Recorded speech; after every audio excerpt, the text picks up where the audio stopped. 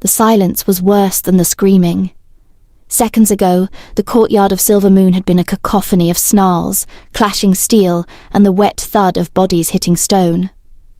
Now, after the shockwave of my grief had flattened friend and foe alike, the world held its breath.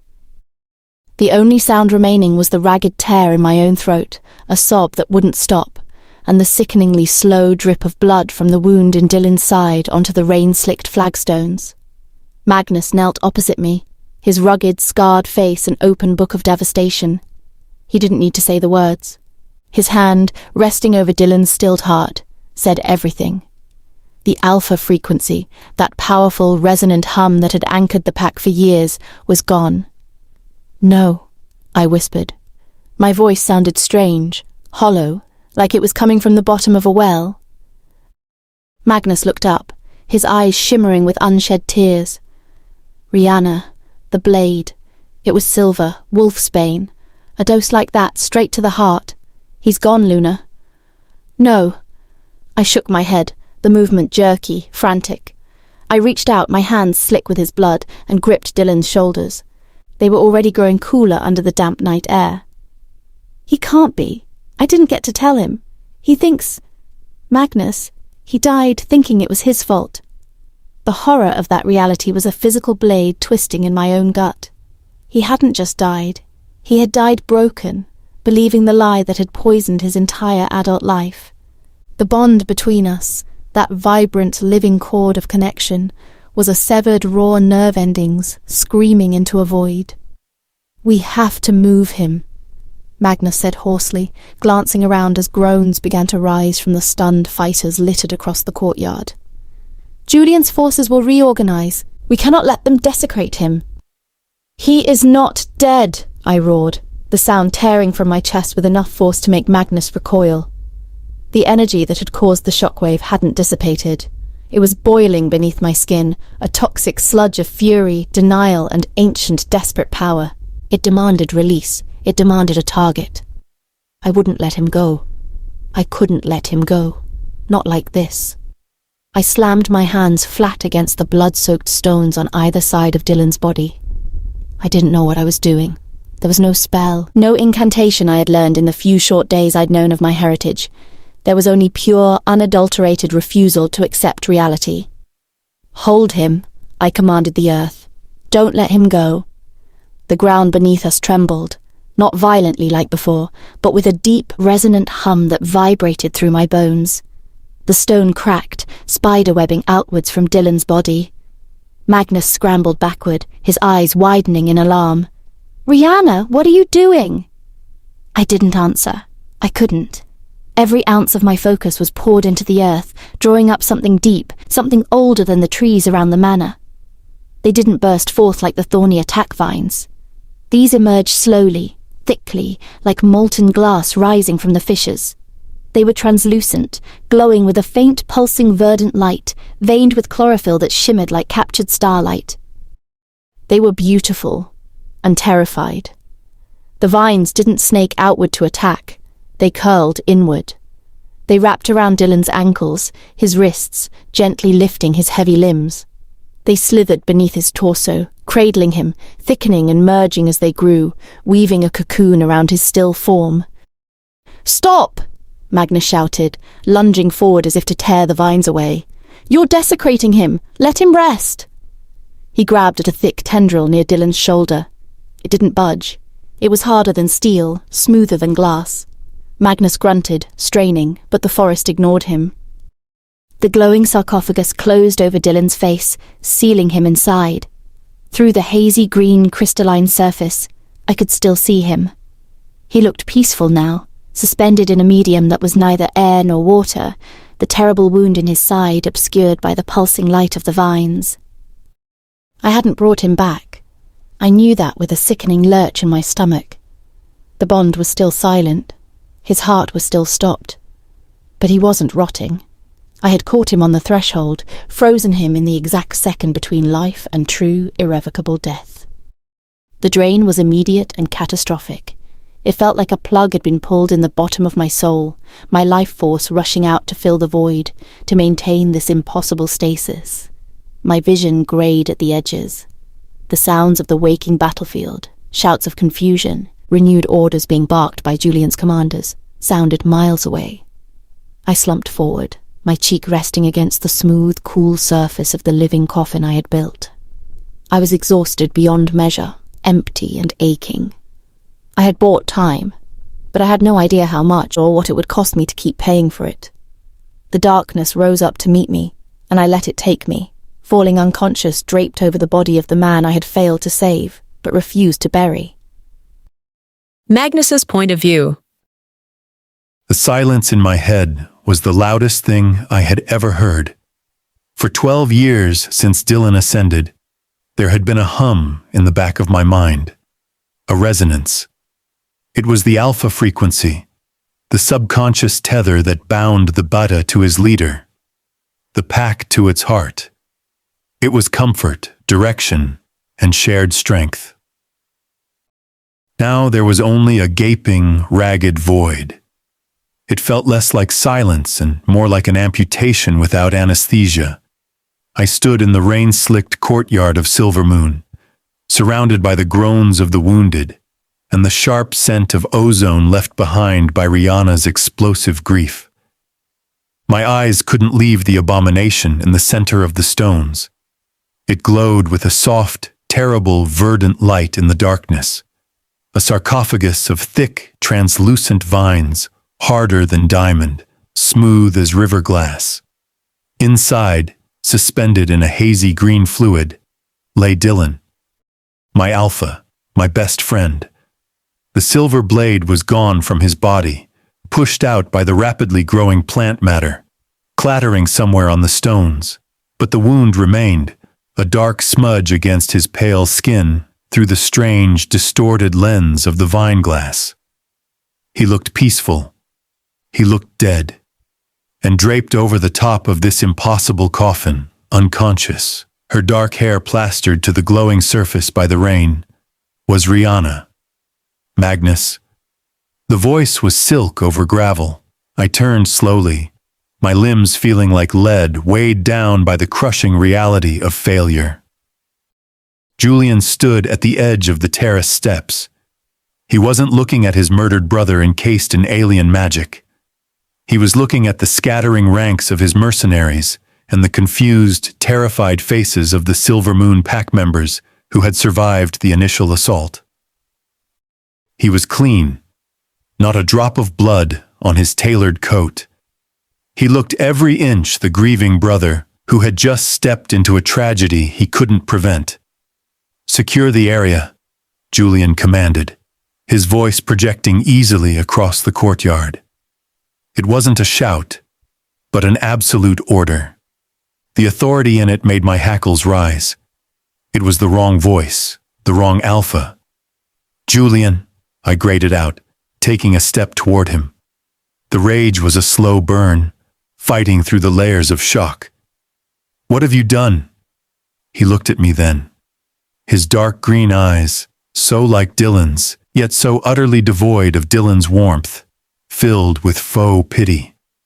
"What have I done, Beta?" He gestured broadly to the carnage, landing finally on the glowing cocoon. "Look around you.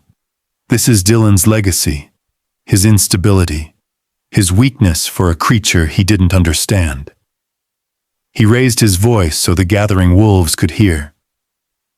"My brother brought a monster into our home, an unregistered witch whose power he couldn't control. Look what she did to him when he tried to stop her."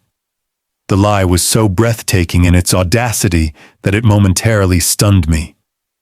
He was spinning the narrative before Dylan's body was even cold.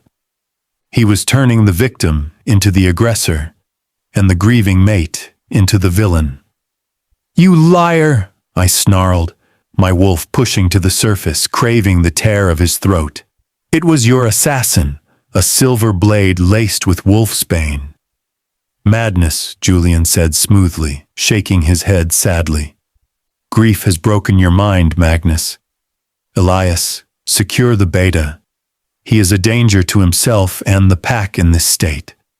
Before I could shift, Before I could even raise my fists, a heavy blow struck the back of my skull. The world tilted violently. I tasted copper as my knees hit the wet stones. Elias, Julian's sycophant, loomed over me, a reinforced baton in his hand. Through dizzied vision, I saw guards swarming the glowing cocoon. They didn't touch it. They seemed terrified of it, but they surrounded it, spears pointing inward. Two others roughly grabbed Rihanna's unconscious form, dragging her off the glass surface. "Careful with the witch," Julian called out. "Lock her in the iron sublevel. We will deal with her treachery once the pack is stabilized." Another blow to my head sent me into darkness. The last thing I saw was Tanya on the upper balcony, her hands pressed over her mouth, her eyes wide with a terror that looked nothing like grief. Waking up in the Silver Moon dungeons was a stark reminder of how quickly the world had turned upside down. These cells were usually reserved for rogues awaiting judgment, damp, cold holes carved into the bedrock beneath the manor. The smell of mildew and old fear was thick enough to taste. My head throbbed in rhythm with the hollow ache in my chest where the bond used to be. I sat up on the filthy cot, the heavy iron shackles around my wrists clanking against the stone wall. How long had I been out? Hours, a day. Above me, faintly, I could hear the sounds of the new regime settling in. Heavy boots on stone floors, shouted orders, and sickeningly, sounds I recognized from years of warfare. The dull thuds of interrogation. Julian wasn't wasting time. He was purging the loyalists. I closed my eyes, leaning my head against the freezing wall. Dylan, I failed you. He had died thinking he was cursed. He had died believing the lies Julian had whispered into the pack's ears for years. That was the bitterest pill. Rihanna had tried to tell him, but the blade had been faster than the truth. And now Rihanna, what was she? I had seen forest guardian legends in old texts, dusty scrolls Dylan laughed off as nursery rhymes. They were supposed to be myths, nature spirits that kept the balance. They weren't supposed to be terrified young women who could turn a courtyard into a crater of grief or encase a dead alpha in indestructible glass. Was he dead? The question nagged at me. The wolfsbane alone would have killed him. The silver through the heart was overkill. He had no pulse. Yet the vines, they pulsed with life. A metallic screech echoed down the corridor. The heavy iron door at the far end of the cell block groaned open. I tensed, expecting Elias and another beating. Instead, rapid, light footsteps hurried toward my cell. A shadow fell across the bars. "Magnus, are you alive in there?" It was a frantic whisper. I scooted forward, squinting into the gloom. "Eli?" The young human's face pressed against the bars, pale and sweating in the torchlight. Behind him stood Laura, her eyes wide but her jaw set in a stubborn line I'd come to recognize. She was holding a heavy ring of keys, her hands shaking so badly they jingled like wind chimes. "Holy shit, you are," Eli breathed. Okay, we're getting you out." "How did you get down here?" I asked, standing up, the chains rattling. These two were survivors, yes, but they weren't infiltrators. Laura stepped forward, jamming a key into the lock with frantic movements. Tanya left the service stairwell unlocked, and the guard, well, Eli distracted him. Eli grimaced, holding up a heavy brass candlestick that looked like it belonged in the dining hall. It was bent at a severe angle. "I don't think he's going to wake up for a while. We have to hurry. They're moving people around upstairs. Something about a public address at dawn." The lock clicked. Laura yanked the door open. "Hurry. Jax is 2 cells down. He's in bad shape." We found Jax curled on the floor of his cell, his face a mask of dried blood. They had worked him over hard. He roused when I shook him, his one swollen eye opening to squint at me. "Beta?" he rasped, spitting out a tooth. "Did we win?" "No, Jax, we lost everything," I said grimly, helping the big enforcer to his feet. He groaned, leaning heavily on me. "But we aren't finished dying yet." "Where's Rihanna?" I asked Laura as we moved toward the exit. "They put her in the iron hold," Laura whispered. "The deepest cell, they say. The guards say they can't wake her up. Julian is terrified of her." "Sounds good," I growled. "He should be." We reached the service stairwell. The air grew fresher as we ascended. "What's the plan?" Eli asked, gripping his bent candlestick like a lifeline. "We can't fight the whole pack." "We aren't fighting," I said. "We're running." "Running where?" Jax grunted. "The Deepwood," I said. The name stopped them cold. Even the humans knew the legends of the Blackroot Forest's heart. Wolves didn't go there. Rogues didn't go there. Things lived in the Deepwood that didn't have names. "That's suicide," Jax said. "Staying here is suicide," I countered. "Julian will execute us at dawn to cement his position. The Deepwood is the only place he won't follow immediately." We burst out into the cool night air of the side garden. The manor was ablaze with lights, activity buzzing around the front entrance. "We have to get Rihanna," I said, turning toward the heavily fortified iron door that led to the sublevels. "And Dylan," Laura added quietly. I stopped. "Laura, Dylan is dead. We can't carry a body into the woods while we're being hunted." "He's not dead," she insisted, grabbing my arm. Her eyes were fierce. "Rihanna, I could feel it when we were near her cell. The energy, she's pouring everything she has into that thing in the courtyard. If he was dead, she wouldn't be dying to keep him that way. Dying to keep him that way."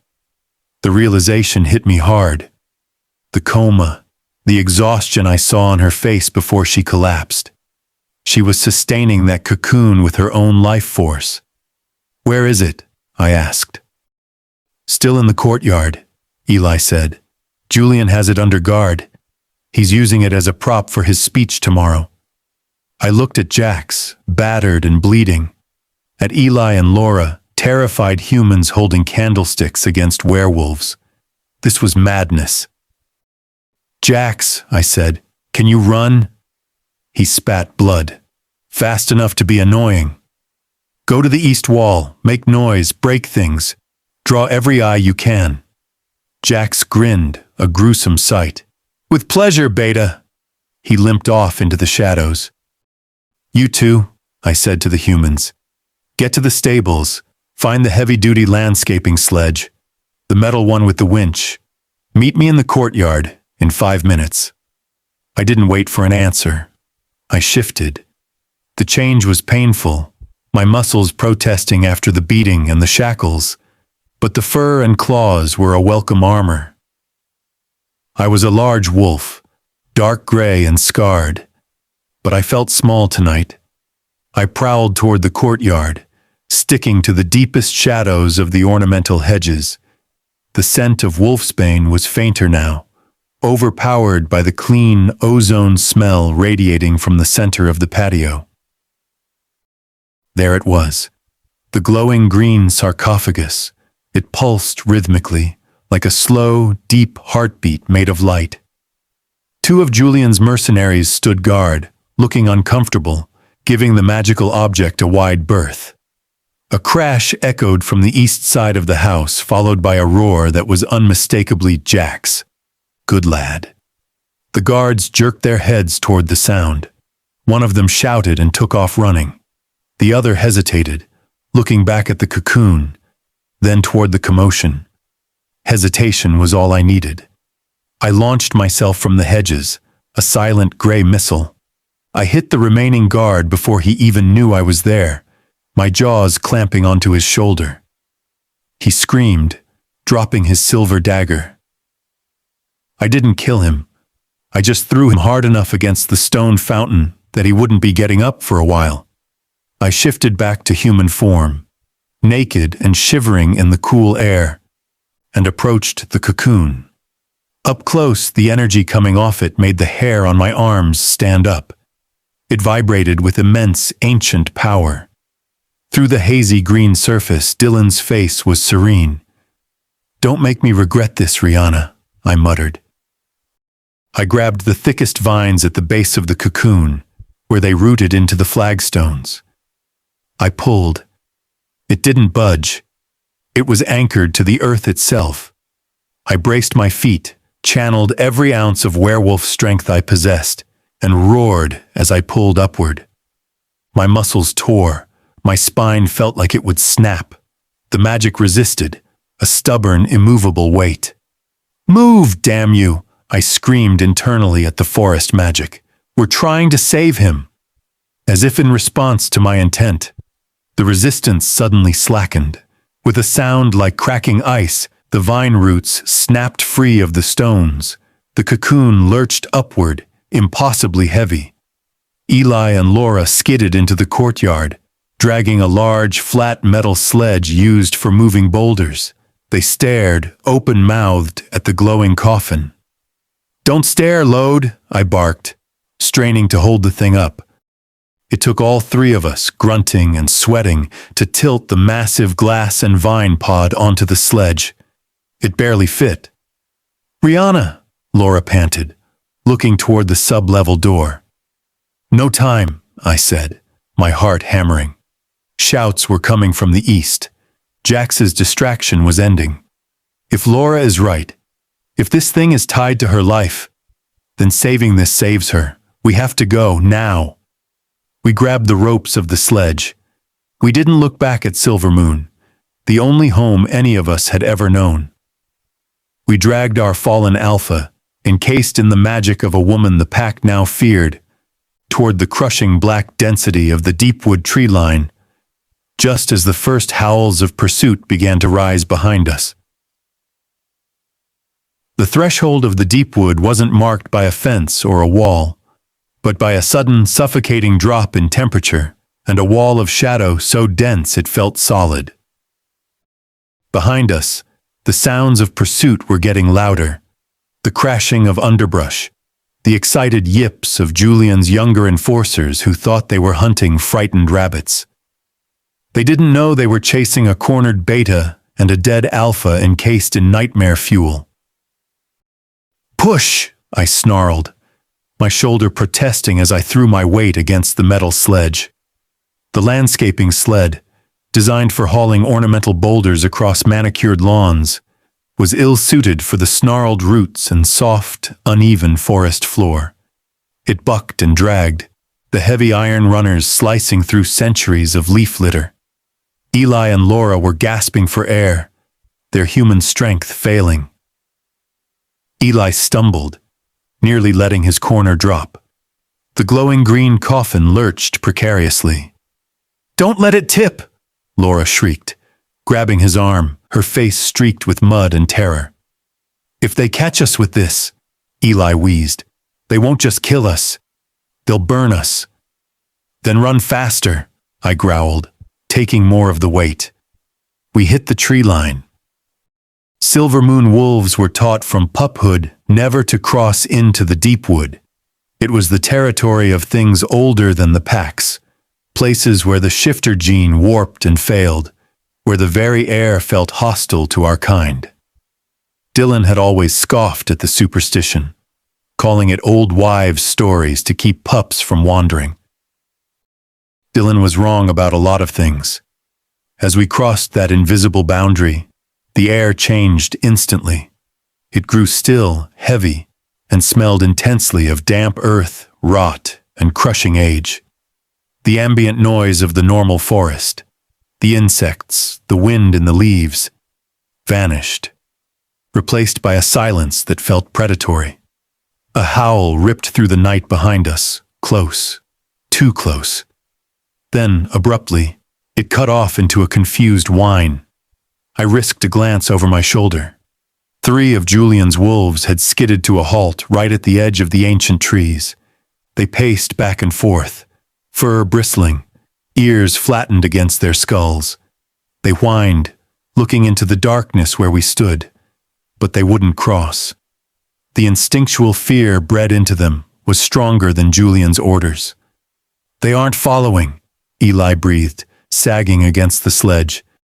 "Yet," I said, "Julian won't let superstition stop him forever.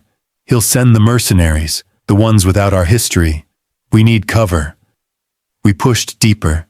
The trees here were titans, their canopies woven so tightly that not a single star was visible.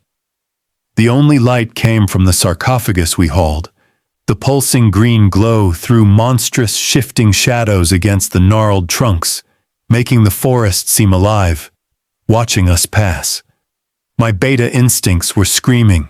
I was dragging my alpha's corpse into hostile territory, guided by 2 exhausted humans, praying that the woman who put him in this state didn't die before we figured out how to undo it. Every yard was a battle. The sledge caught on roots thick as my thigh. We had to lift, shove, and curse our way forward. My wolf remained near the surface, lending me strength I didn't know I had left after the dungeon beatings. But the oppressive atmosphere of the deepwood pressed down on my beast, making it anxious and sullen. After what felt like hours of grueling labor, the terrain began to slope upward. We found ourselves at the base of a rocky outcrop, hidden behind a curtain of hanging moss. "There," Laura pointed, "a fissure in the rock face, barely wide enough for a man." "It won't fit," Eli said, looking at the sledge. "Then we carry it," I said grimly. We unlashed the cocoon. Up close, the energy radiating from it made my teeth ache. It wasn't just magic. It was life force, concentrated and raw. We gripped the thick, glass-smooth vines. It was impossibly heavy, dense as granite. Straining, slipping on wet rocks, we maneuvered the sarcophagus through the fissure and into the cave beyond. It was a dry, cavernous space, the air cool and still.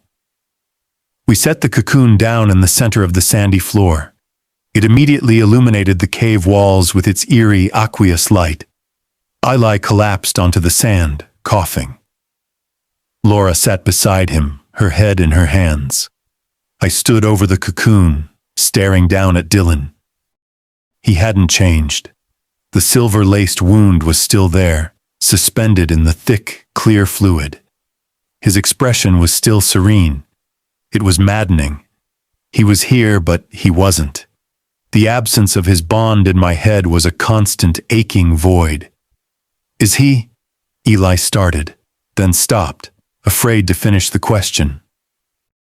"I don't know," I admitted, my voice rough. "He has no heartbeat, no breath. By every measure of our kind, he is dead. But this," I touched the smooth surface of the cocoon. It was warm. "This is alive." "Rihanna," Laura whispered. I looked at her. "What about her?" "If this is alive," she said, looking at the glowing pod with a mixture of awe and fear, "then where is it getting the energy?" The answer hit us both at the same time. We didn't have to wait long to confirm it. As dawn approached outside, though in the cave it was eternal twilight, the light of the cocoon suddenly flared brighter. The vines, pulsing with chlorophyll veins, quickened their rhythm. And then, from the darkest corner of the cave, a gasp tore the silence. It wasn't a waking breath. It was a sound of pure agony, like someone surfacing from deep water with bursting lungs. I spun around. In the shadows near the cave wall, where the roots of the trees above broke through the rock ceiling, the air shimmered. It looked like a heat haze warping the light. Rihanna materialized out of the haze. She didn't walk in. She fell. She hit the sand hard, curling into a fetal position, coughing violently. Rihanna! Laura scrambled to her, kneeling beside her friend. I approached cautiously. The woman on the floor didn't look like the shy botanist Dylan had brought home. Her skin was pale, almost translucent, and beneath the surface, a faint green network of veins pulsed in perfect synchronization with the cocoon in the center of the room. She looked wasted, as if she hadn't eaten in weeks. Her cheekbones were sharp, her eyes sunken shadows. She gripped Laura's arm, using her for leverage to sit up. Her eyes found the cocoon immediately. The look on her face broke my heart. A devastating cocktail of relief, terror, and crushing guilt. He's still there, she whispered, her voice a wrecked rasp. What did you do, Rihanna? I asked. I tried to keep my voice neutral, but the fear leaked through. I was a beta addressing his alpha's mate, but I was also a wolf facing something unnatural. She looked up at me. Her eyes, usually a warm hazel, were vibrant, glowing emeralds in the dim light. I couldn't let him go, Magnus, she said, tears spilling over, glowing faintly green before they hit the sand. I reached out, and the earth answered. She winced, clutching her chest, echoing the spot where Dylan had been stabbed. The cocoon behind her pulsed sympathetically. It hurts, she gasped. It feels like I'm bleeding out, but never running dry. Laura looked at me, her theory confirmed. She's feeding it. It's a tether. You're keeping him in stasis with your own life force, I said bluntly. Rihanna nodded weakly. If I let go, the poison finishes him, instantaneously. I ran a hand down my face. This was insane. How long can you maintain this? She leaned her head back against the rock wall, closing her glowing eyes. I don't know. It feels like being eaten alive slowly, from the inside out. Silence fell over the cave, broken only by the hum of the cocoon. We were fugitives, hiding in forbidden territory, babysitting a magical coma patient sustained by a woman who was slowly killing herself to keep him alive. What are you? Eli whispered from the corner, voicing the question we were all thinking. Rihanna opened her eyes, looking at her own hands as if they belonged to a stranger. I don't know. Dylan thought maybe a forest guardian, like the stories. I snorted, a harsh sound in the quiet cave. The stories Dylan liked were the sanitized ones, the pretty ones about nymphs dancing in glades protecting fawns. Rihanna looked at me sharply. What do you mean? I stepped closer, looming over her slightly. I needed her to understand the gravity of this. I needed her to be scared, because if she wasn't scared of this power, she would kill us all. The old texts, the ones the elders keep locked up, tell a different story, Rihanna, I said, my voice low. The forest guardians weren't just protectors, they were judges, executioners. They were the primal immune system of the wild. When something threatened the balance, a settlement encroaching too far, a pack hunting for sport instead of sustenance, the guardians didn't ask them to stop. They wiped them out. Laura looked horrified. Eli scooted further back into the shadows. Rihanna just stared at me, her glowing eyes wide. They didn't use claws or teeth, I continued, gesturing to the massive glowing pod dominating the room. They used the earth itself. They commanded roots to crush foundations, vines to strangle whole villages in their sleep. They were feared, Rihanna, by humans and by wolves. I pointed a finger at her. You didn't just cast a spell in that courtyard. You tapped into something ancient and ruthless. You used a power designed for slaughter to try and stop death itself. I saved him, she whispered defiantly, though her voice shook. Did you? I challenged her. I looked at Dylan, suspended in his beautiful, terrifying prison? Or did you just trap him in a horror show because you couldn't handle the grief? It was cruel. I knew it was cruel. But I needed to know if the woman in front of me was my friend, or a monster wearing her skin. She flinched, as if I'd struck her.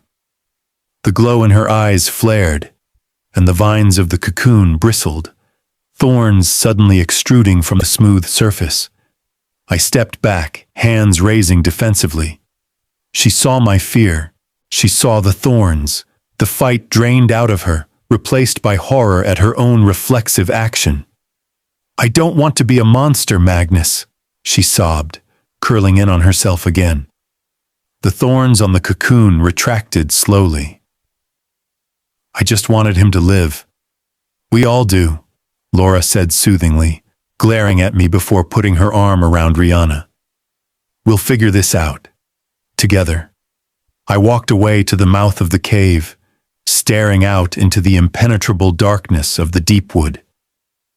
I hoped Laura was right. Because if the legends were true, I hadn't just rescued my alpha's mate. I had unleashed something that the deepest, darkest parts of the forest recognized as kin, and now we were hiding in its belly.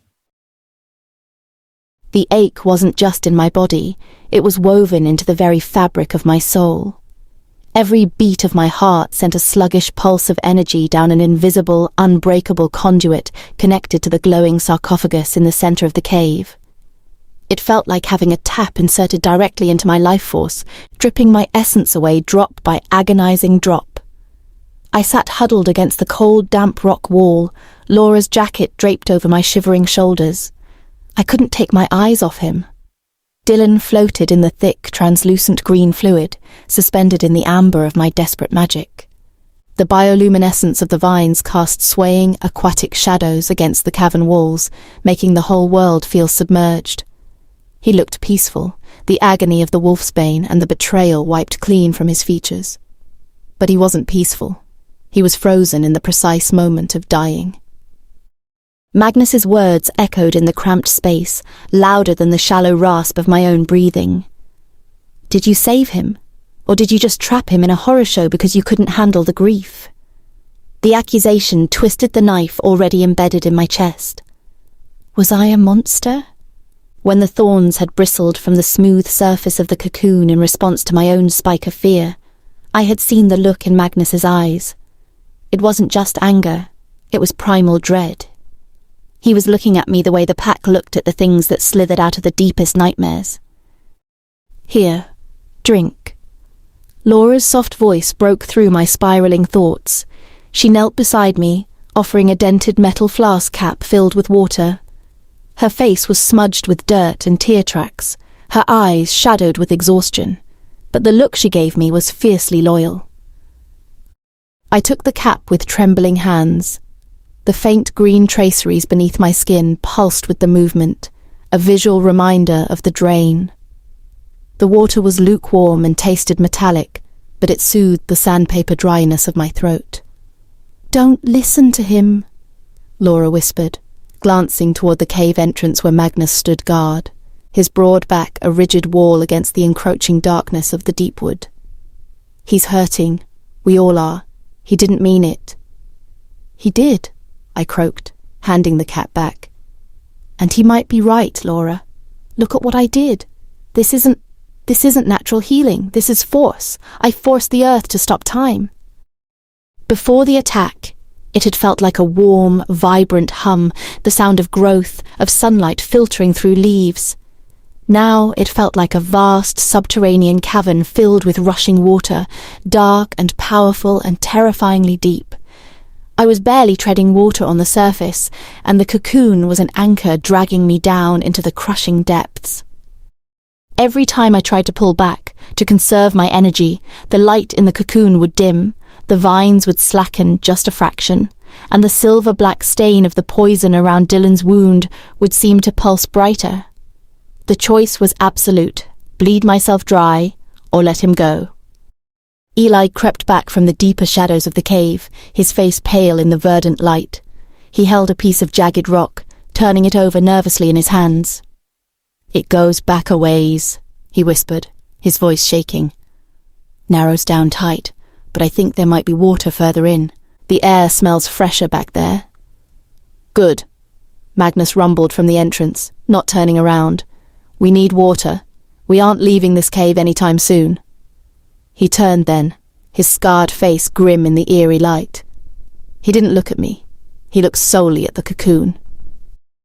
Julian won't cross the tree line tonight, Magnus said, his beta voice flat and tactical, pushing aside the emotional wreckage. His mercenaries are superstitious cowards, and the pack wolves know better than to enter the deepwood after dark. We have until dawn to figure out our next move. Our next move is keeping them alive, Laura said sharply, gesturing between me and the suspended alpha. Look at her, Magnus. She can barely sit up. Magnus finally looked at me. The hostility was gone, replaced by a bleak, weary assessment. Can you release him? The question sucked the air out of the cave. Release him? I whispered, horrified. Can you reverse the process? He clarified, his jaw tight. Bring him out of stasis. If you can't sustain this, we need to know if we can wake him up to treat him. If I bring him out now, I said, the words tasting like ash, the poison hits his heart instantly. He dies before he draws a breath. There is no treating wolfsbane injected directly into the bloodstream, Magnus. You know that. Magnus closed his eyes for a second, a spasm of pain crossing his face. He knew. He just hadn't wanted to admit it. So we're stuck, Eli mumbled, shrinking against the rock wall. We can't go back. We can't go forward. And we're babysitting a magical time bomb. Shut up, Eli, Laura snapped. No, he's right, I said, struggling to push myself a little more upright against the wall. The effort made black spots dance in my vision. The drain intensified, a sharp tug behind my navel. I bought time, that's all, but I don't know how much time I have left in the bank. I looked at my hands again. The skin was becoming translucent, the veins beneath glowing with the chlorophyll light that should have been inside the plants I tended, not inside me. I felt thin, stretched over a void. The legends, I said, looking at Magnus. The ones you talked about. The executioners. Magnus crossed his arms, leaning against the cave entrance. What about them? If they had this kind of power, I said slowly, trying to piece together the terrifying puzzle of my heritage through the fog of exhaustion. They must have known how to control it, how to regenerate. They couldn't just use it once and die. Magnus snorted softly. The stories say they drew power from the heart of the forest itself, that they were extensions of the deepwood, not just users of it. I turned my head toward the back of the cave, toward the deep darkness Eli had explored. The air did smell different here. It wasn't just damp earth. It was something richer, heavier. It smelled like ancient mulch, like secrets buried for millennia, like life so potent it bordered on toxicity. Back at Silvermoon, the plants in my and Dylan's bedroom, even the trees in the pack forest, felt like distant cousins, domesticated, tame. Here, in this cave on the edge of the deepwood, I felt something else humming beneath the stone floor. It was a low, resonant vibration that seemed to match the dark, rushing frequency of the power inside me. It was terrifying. It was calling to me. I need to understand it, I whispered. If I'm going to keep him alive, if I'm going to survive this drain, I need to stop fighting it and learn how to feed it without consuming myself. How? Laura asked nervously. I looked at the cocoon, at the man I loved suspended in a glass coffin of my own making. I remembered the feel of the rain on my face in the courtyard, the absolute refusal to let him die, the way the earth had risen up to meet that demand with terrifying obedience. Magnus said the guardians were the forest's immune system, I said, my voice gaining a little strength, though the fear remained. Maybe I need to stop acting like a victim of this power and start acting like I belong to it. I placed my palms flat against the cold, sandy floor of the cave. I closed my eyes and pushed past the exhaustion, past the pain of the tether, reaching down with my mind deeper than I had ever gone before. I wasn't reaching for the tame garden soil of Silvermoon. I was reaching for the deepwood. The response was immediate. It wasn't a gentle nudge, it was a seismic jolt that nearly stopped my heart. Something massive, ancient, and utterly inhuman brushed against my consciousness beneath the rock. The vines of the cocoon flared with blinding green light, the thorns extruded again, longer this time, razor-sharp, vicious things that scraped against the stone ceiling. Eli yelped. Magnus pushed off the wall, hand going to the empty space at his hip, where a weapon should be. I gasped, my back arching off the wall as a surge of raw, untamed energy rushed up through the floor and into my arms.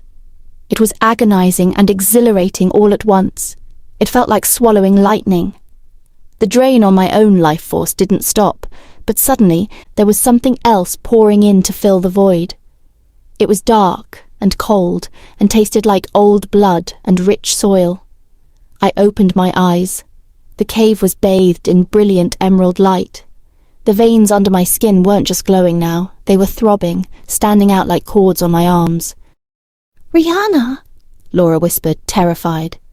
I looked at her, and I knew my eyes were no longer just glowing. They were incandescent. "I think," I said, my voice echoing strangely in the small space, deeper than it had been a moment ago. "I think the forest knows I'm here. And God help us all, I think it was glad to see me." The rush of energy wasn't a gentle stream. It was a deluge of cold, thick power that tasted of iron and ancient wet earth. It flooded my veins, pushing back the exhaustion that had been steadily consuming me, but it brought no comfort. It felt foreign. It felt invasive. I gasped, my back arching off the cave floor as my body became the battleground between the drain of Dylan's stasis and the influx of this primordial force. My veins, already visible beneath my pale skin, pulsed with a violent, incandescent green light that cast skeletal shadows against the rock walls. "Rihanna! Stop it! You're hurting yourself!" Laura's voice sounded distant, underwater. I couldn't stop it. I had opened a door in the bedrock of my mind, and now an ocean was trying to squeeze through it. In the center of the cave, the cocoon reacted instantly. The smooth, glass-like vines writhed, thickening with sickening speed. The thorns that had retracted earlier burst forth again, longer now, serrated like obsidian knives, scraping against the low stone ceiling with a sound that made Eli cover his ears. Magnus was crouched low, a feral growl rumbling deep in his chest. His beta instincts were screaming at the unnatural display, his eyes darting from me to the weaponized sarcophagus holding his alpha. "Control it!" Magnus roared over the grinding noise of the vines. "Rihanna, dial it back! You'll bury us alive in here!" Control. I needed control. I squeezed my eyes shut, trying to visualize a valve, a dam, anything to stem the tide. Too much. It's too much. I pushed back against the crushing weight pressing up through the floor. It was like trying to hold back a mudslide with bare hands. But slowly, agonizingly, I managed to narrow the aperture. The blinding light beneath my skin dimmed to a steady, throbbing glow. The roar in my ears faded to a low, vibrating hum that resonated deep in my bones. The vines on the cocoon stopped writhing, though the wicked thorns remained, a defensive perimeter around Dylan's frozen form.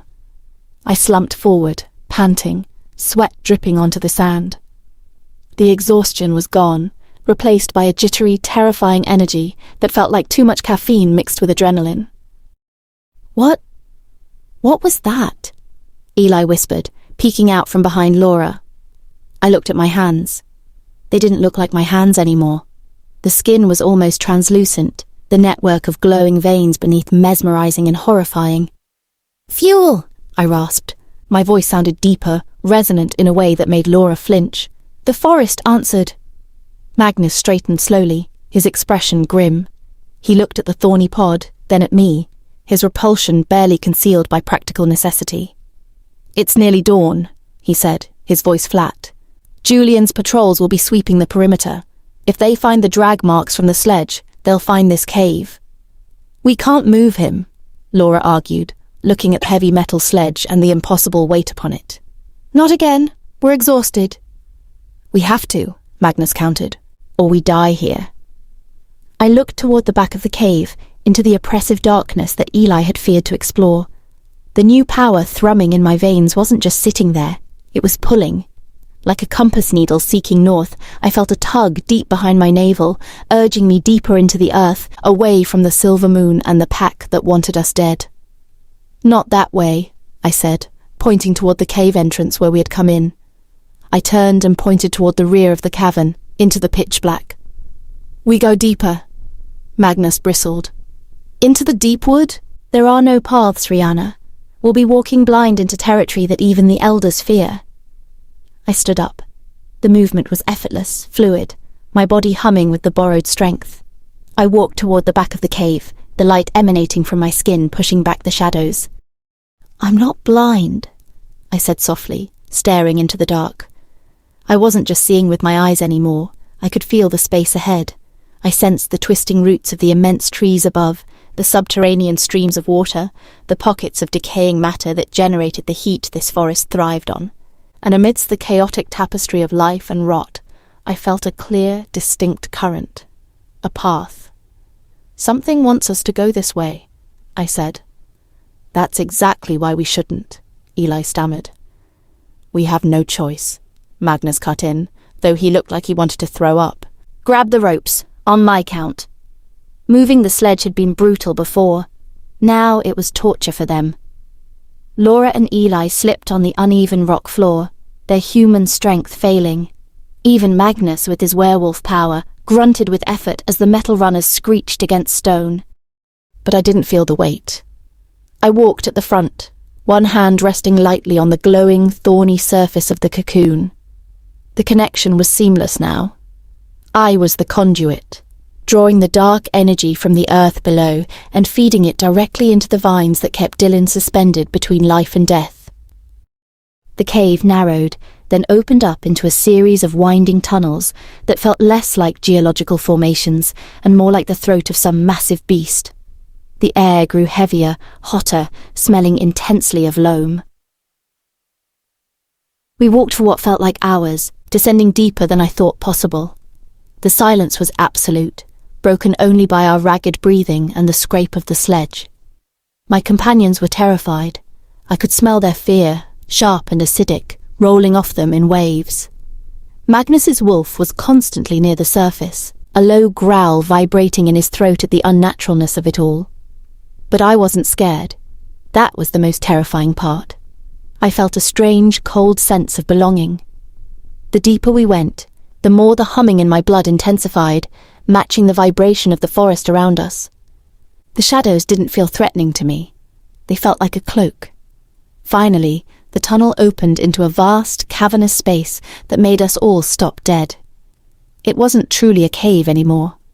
We had broken through into a subterranean grove.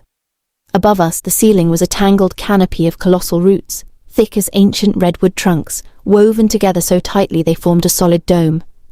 Bioluminescent fungi clotted the walls, casting a sickly, shifting blue and purple light over everything. In the center of the grove, dominating the space, was a massive depression in the earth, like a crater formed by a fallen star. The soil there was black as pitch and steaming slightly. "What is this place?" Laura whispered, her voice swallowed by the immense space. "A heart," I said, the word tasting unfamiliar on my tongue.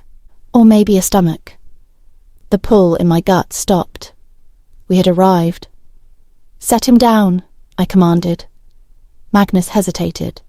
He looked at the black, steaming soil in the crater, then at the thorny cocoon. His instincts were shrieking at him not to put his alpha down in this alien nesting ground. "Magnus," I said, turning to him. My glowing eyes met his, and for a second I saw him flinch. "Trust me." He didn't trust me. I could see it. He feared what I was becoming, but he trusted his alpha, and right now, I was the only thing keeping his alpha from true death. With a grunt of supreme effort, they tilted the sledge. The massive vine pod slid off with a heavy thud into the center of the black crater. Instantly, the grove woke up. A tremor ran through the ground, knocking Eli to his knees. The bioluminescent fungi flared brighter, shifting rapidly from blue to an angry, pulsing violet. And then, the floor moved. Around the cocoon, the black soil churned. Thick, ropey root tendrils, slick with subterranean moisture, burst from the ground like seeking fingers. Get back! Magnus roared, grabbing Laura and Eli and yanking them towards the tunnel entrance. I didn't move. I couldn't. The roots didn't attack. They slithered over the glowing surface of Dylan's cocoon, caressing the sharp thorns I had created.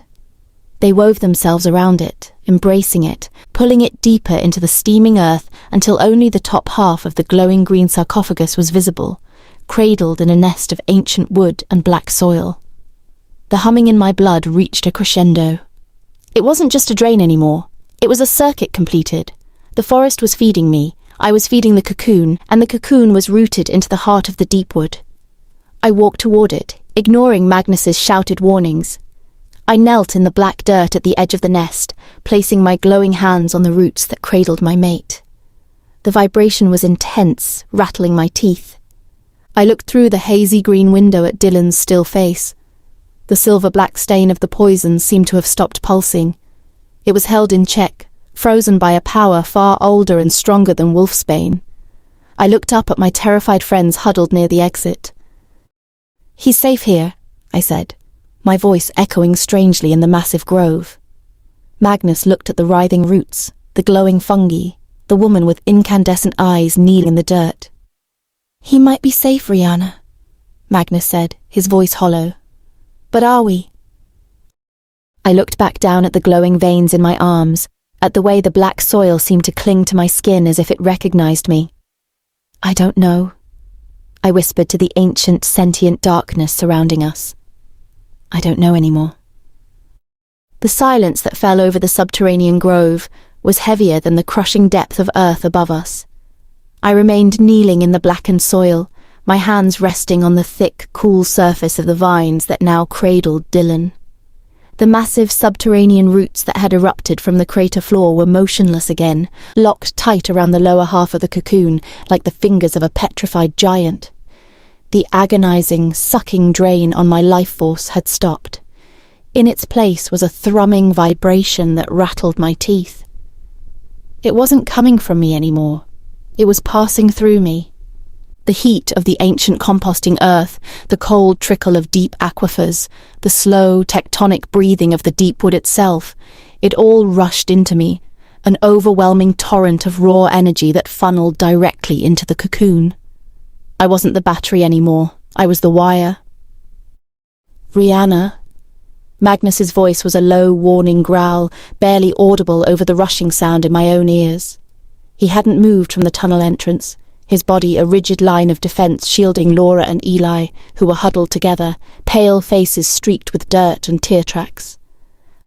I slowly pulled my hands away from the cocoon. When I did, the bioluminescent fungi lining the cavern walls dimmed slightly, pulsing in frustration before settling back into a steady violet rhythm. I stood up. The movement felt strange, weightless. I looked down at myself. The green glow beneath my skin hadn't faded. If anything, it was deeper now, a rich emerald veinwork that made my pale skin look like cracked porcelain. The dirt of the crater floor clung to my jeans and boots, but where it touched my bare hands, it didn't feel like filth. It felt like kin. I turned to face them. Laura gasped, clapping a hand over her mouth. Eli just stared, his eyes wide with the kind of primal terror usually reserved for apex predators. Magnus didn't flinch, but his jaw was set so hard I thought his teeth might shatter. His beta instincts were warring with his loyalty, his eyes darting between me and the entombed alpha behind me. "What is this place?" he demanded, his voice echoing harshly in the vast space. "And what did you just do to him?" "I don't know what this place is," I said.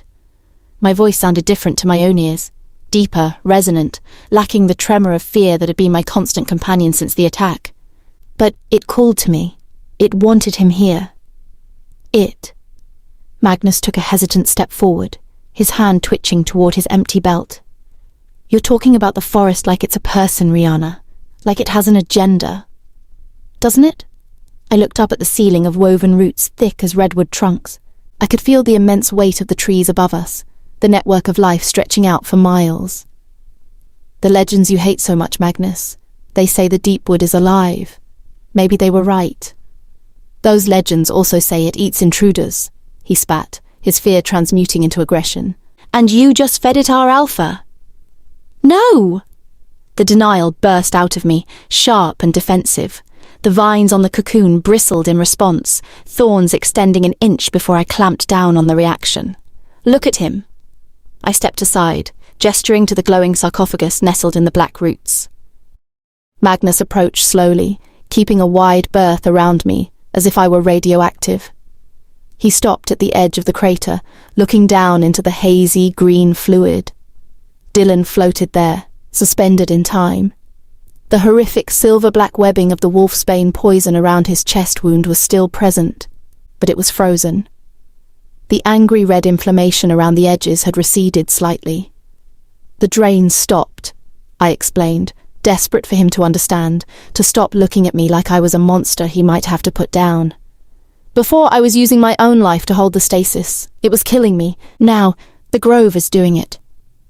Magnus looked from Dylan's peaceful face to the monstrous roots holding him. Why? I shook my head. I don't know. Maybe because I asked it to. Maybe because it recognized what I am. And what are you, Rihanna? Laura whispered from behind Magnus, stepping out bravely from Eli's shadow. Her voice shook, but her eyes were fierce with worried loyalty. Because you don't look like my best friend right now. You look like one of them. She gestured vaguely at the glowing fungi.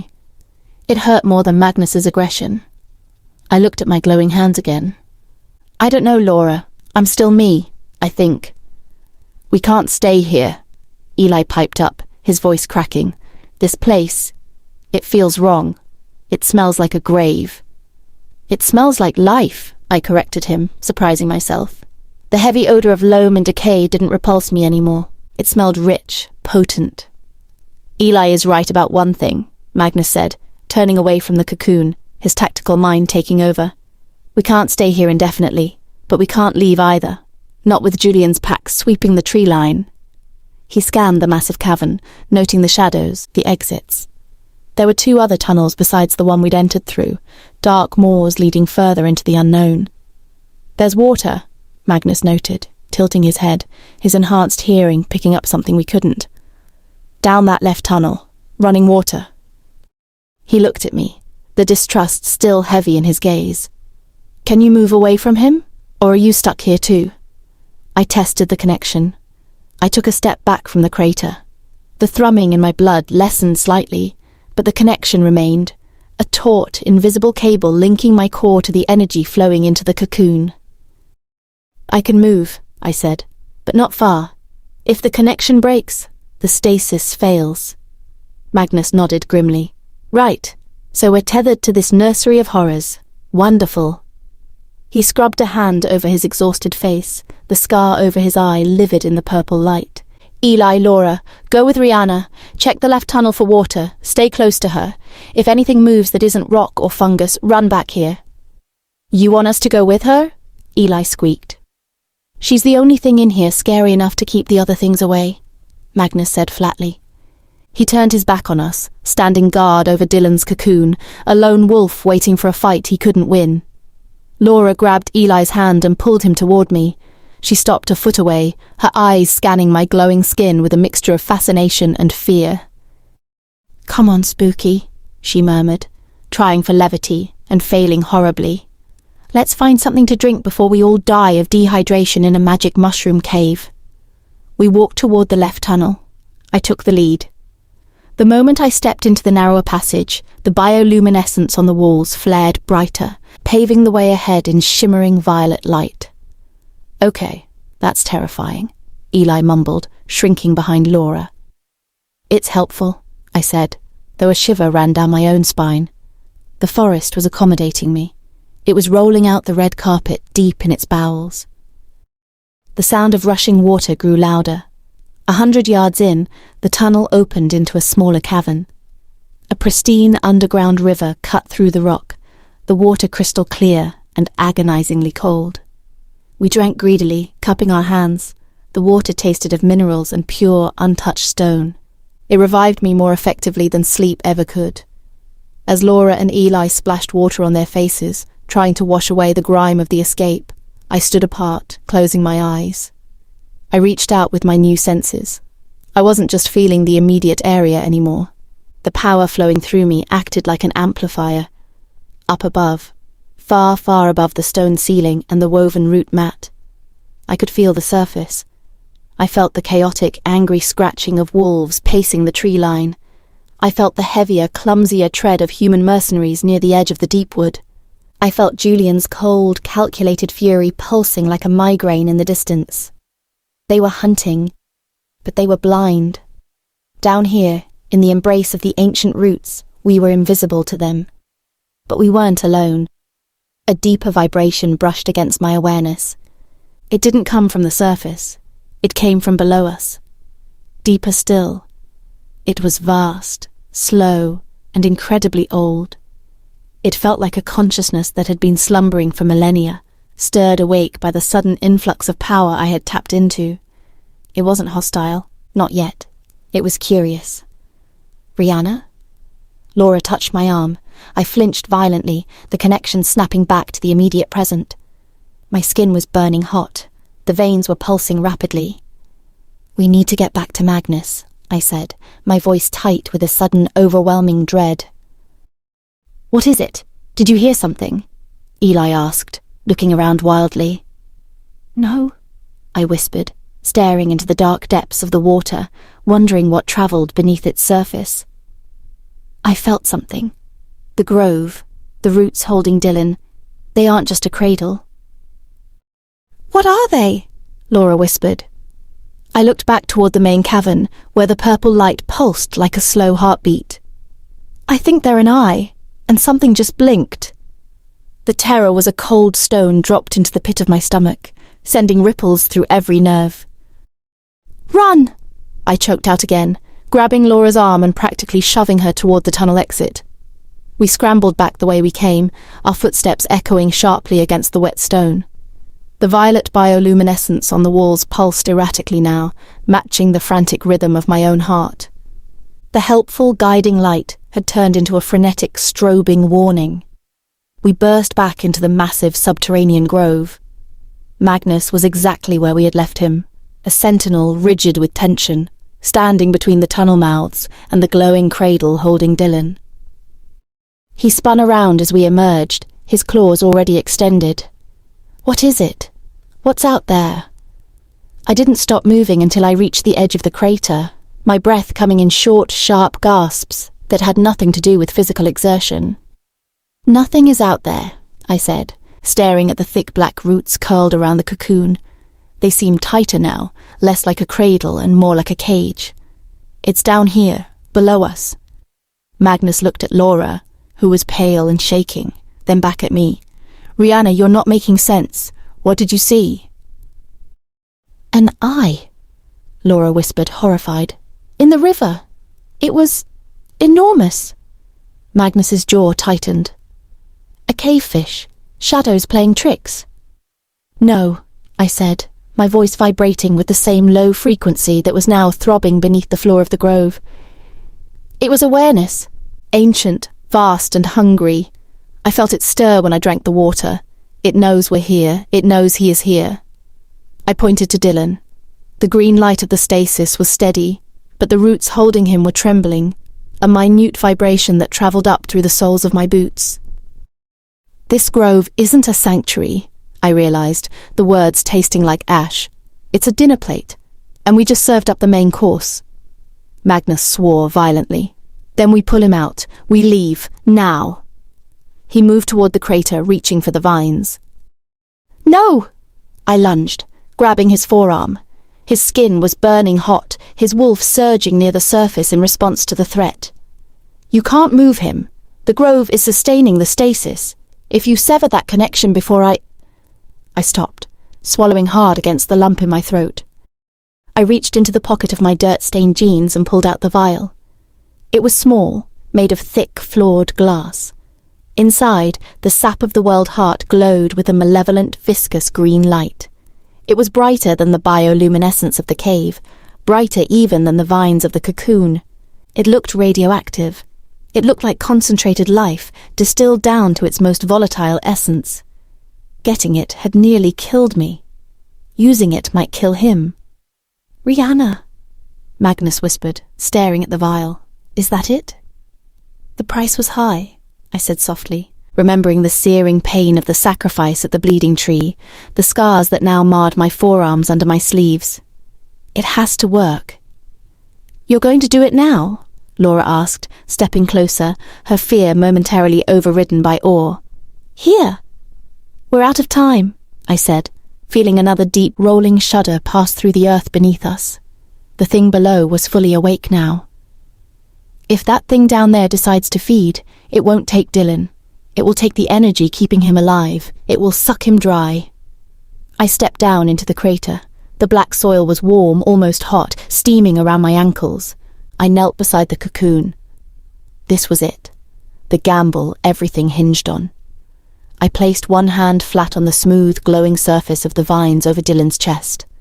I closed my eyes, reaching inward, past the thrumming connection to the grove, past my own fear, finding the core of the power that had burst forth in the courtyard. Let him go, I commanded the vines. They resisted. It wasn't a conscious refusal. It was the stubborn inertia of magic meant to hold fast forever. I had to push harder, pouring my will into the command, fighting my own creation. Sweat popped on my forehead. My veins pulsed with searing light. With a sound like cracking ice, the vines over his chest split. They peeled back slowly, reluctantly, sliding wetly against each other until Dylan's torso was exposed to the humid air of the grove. The sight of him broke my heart all over again. Without the hazy filter of the green fluid, he looked devastatingly dead. His skin was grey, waxy, and cold. His lips were blue. The wound near his heart was a puckered, ugly thing, the veins around it blackened by the necrotic spread of the wolfsbane. There was no rise and fall of his chest, no flutter of a pulse in his neck. Magnus made a choked sound behind me.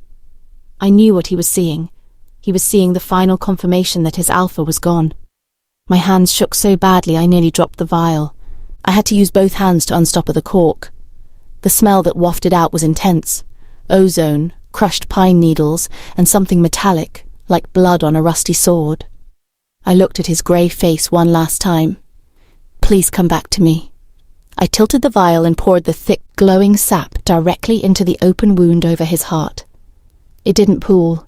It hissed as it hit the dead flesh, searing its way inside like acid. For a heartbeat, nothing happened. The sap vanished into the black hole of the wound. Then, the violence began. Dylan didn't gasp. He convulsed. His body arched off the bed of roots with frantic, terrifying strength, his spine bending backward in an impossible bow. A sound tore from his throat. Not a scream, but the horrible, wet rattle of air being forced through collapsed lungs. "Rihanna!" Magnus shouted, starting forward. "Stay back!"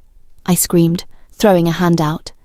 A thick root erupted from the soil between us, blocking his path. I didn't even know I had summoned it.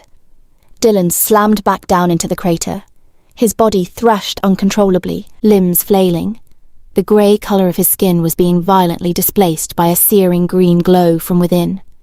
I could see the sap moving through his circulatory system, fighting the black veins of poison, burning them out. It sounded like dry wood snapping inside his chest. His ribs were breaking and re-knitting in seconds. The wound over his heart bubbled, flesh aggressively regenerating, knitting together with visible, jerky movements. It wasn't healing. It was reconstruction under duress. Another convulsion seized him. He rolled onto his side, gagging, vomiting up thick black bile that sizzled when it hit the soil. And then it happened. The mate bond. It didn't return as the warm, comforting hum it had once been. It slammed into my mind with the force of a physical blow, a psychic sledgehammer that dropped me to my knees. I screamed, clutching my head. It was raw, agonizing pain. It was a chaotic maelstrom of fury, confusion and terror, not mine, but his. It was the sensation of drowning in fire. Dylan stopped thrashing. He went rigid, prone in the dirt. Silence fell over the grove, heavier and more terrifying than the violence preceding it. The bioluminescent fungi had turned a deep, angry crimson. Slowly, jerkily, Dylan pushed himself up onto his hands and knees. His head hung low, his breath coming in ragged, animalistic pants. "Dylan?" I whispered, my voice trembling, my mind still reeling from the assault of the restored bond. He froze. The sound of his name seemed to confuse him. He slowly lifted his head.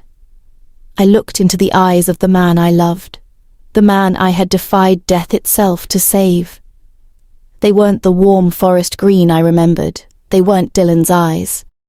They were a glowing, feral chartreuse, bright and flat and utterly devoid of humanity. There was no recognition in them, only naked, primal instinct. He looked at me, and he didn't see his claimed mate. He saw a threat. A roar ripped from his chest. It wasn't a wolf's howl. It was deeper, wetter, something ancient and monstrous that belonged to the things that lived in the dark beneath the earth. Magnus scrambled over the root barrier I had created, placing himself between me and the creature in the crater. "Dylan, no! It's Magnus! Stand down!" Magnus barked his alpha command, desperate, futile. The thing that used to be Dylan didn't even register the order. He launched himself from the crater with explosive speed. He hit Magnus chest to chest. The impact was sickening. Magnus, a large, battle-hardened beta, was thrown backward 20 feet like a ragdoll. He smashed into the cavern wall and crumpled to the ground, blood already welling from deep gouges in his shoulder where Dylan's claws had torn through muscle. Laura screamed, dragging Eli into the relative safety of the tunnel mouth. Dylan landed on all fours, snarling, saliva dripping from his bared teeth. He whipped his head around, those terrifying chartreuse eyes locking onto me for one agonizing second. The bond screamed inside my head, a wave of pure, unadulterated desire to escape. He didn't attack me. He spun around and bolted for the opposite tunnel, the one leading deeper into the uncharted dark. He moved with impossible speed, a blur of motion that vanished into the shadows before I could even draw breath to call his name again. I knelt in the churning black soil of the empty crater, the scent of fresh blood thick in the air. Magnus was groaning against the wall. The ancient consciousness below the floor rumbled again, a sound that felt disturbingly like satisfaction. I had brought him back, but the man who fled into the darkness wasn't my mate. He was something else entirely, something born of violent magic and ancient sap. And I had let him loose into the world. The silence in the grove after Dylan fled was heavier than the earth above us. It was broken only by Magnus's wet, ragged gasps. I scrambled over the churned black soil of the empty crater, sliding to my knees beside him. The bioluminescent fungi pulsed a distressed, throbbing violet, illuminating the horrific damage. His shoulder was a ruin of shredded tactical gear and flesh. Blood, dark and thick, welled sluggishly between his fingers as he clutched the wound. "Magnus!" I choked out, my hands hovering, terrified of making it worse. The faint green glow beneath my skin intensified, a frantic, instinctive urge to heal that I didn't know how to focus. He gritted his teeth, his face grey with shock, sweat streaking through the dirt on his forehead. "Go!" he ground out. "I can't leave you like this. You're bleeding out." "I'll live," he snarled, the beta pushing through the pain. He jerked his head toward the tunnel mouth where Dylan had vanished into the suffocating dark. "He won't. Not if he gets to the surface like that. Julian's patrols. They'll put him down like a rabid dog before they even realize who he is."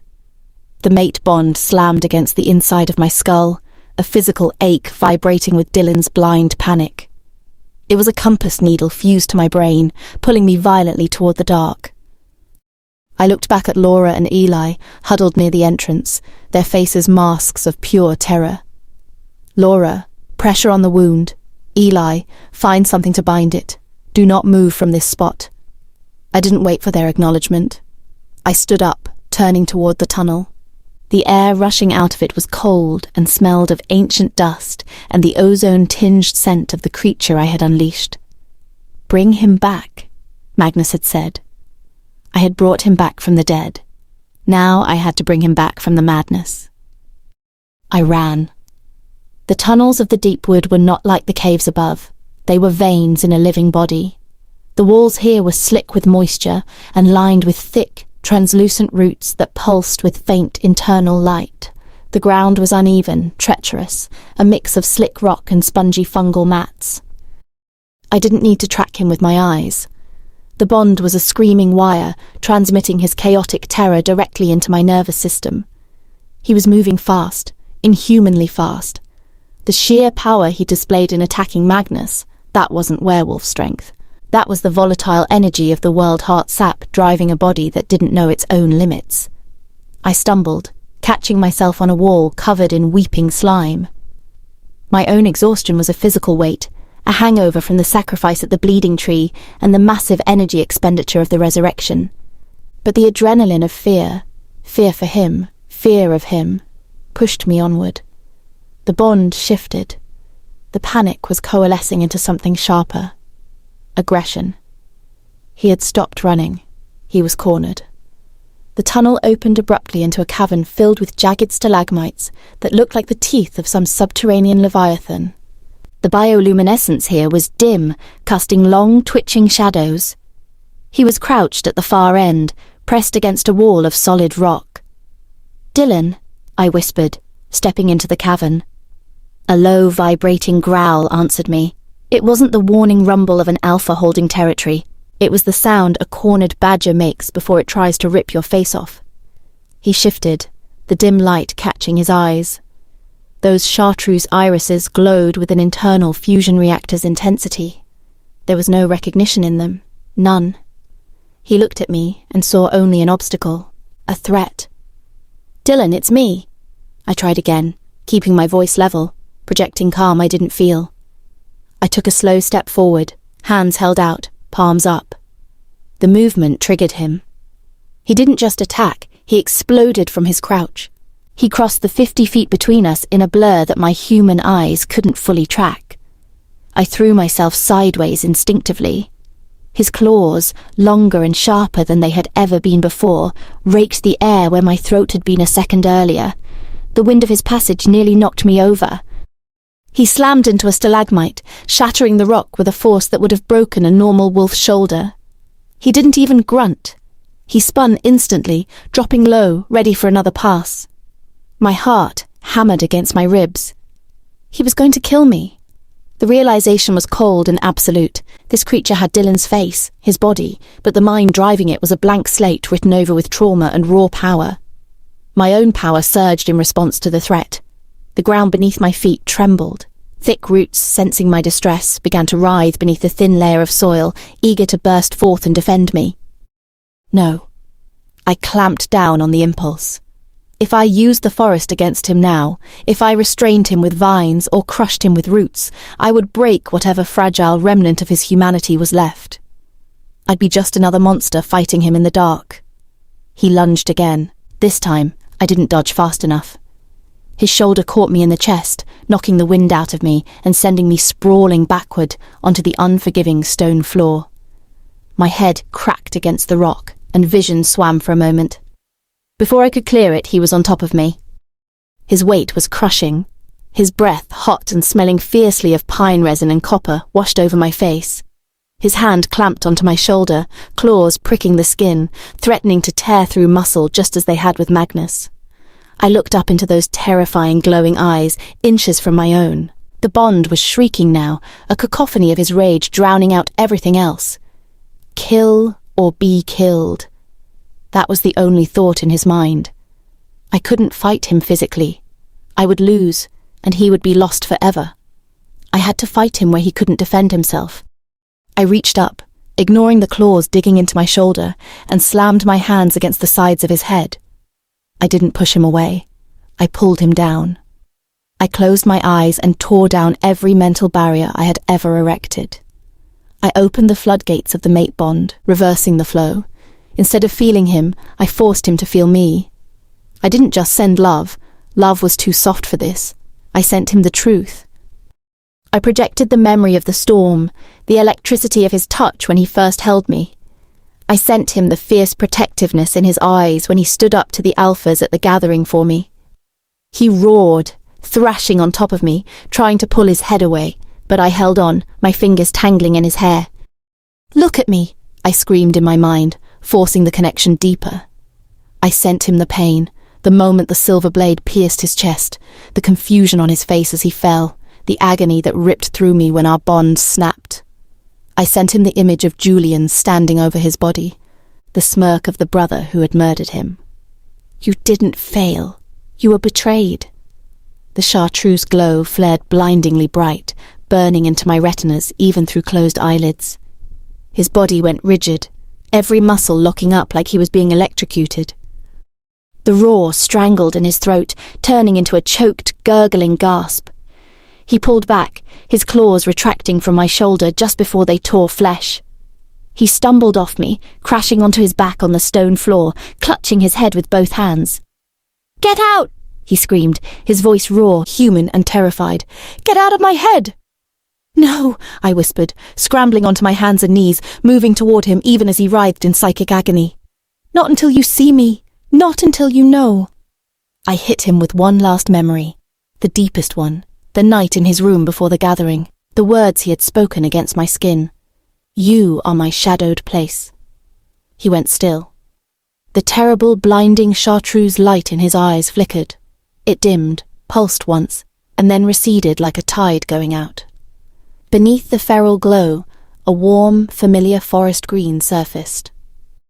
He lay on his back, staring up at the cavern ceiling, his chest heaving. He blinked once, twice, as if trying to clear fog from his vision. Then slowly, he turned his head and looked at me. The recognition was instant, and it was devastating. His face crumbled. It wasn't relief. It was a horror so profound it stole the breath from my lungs.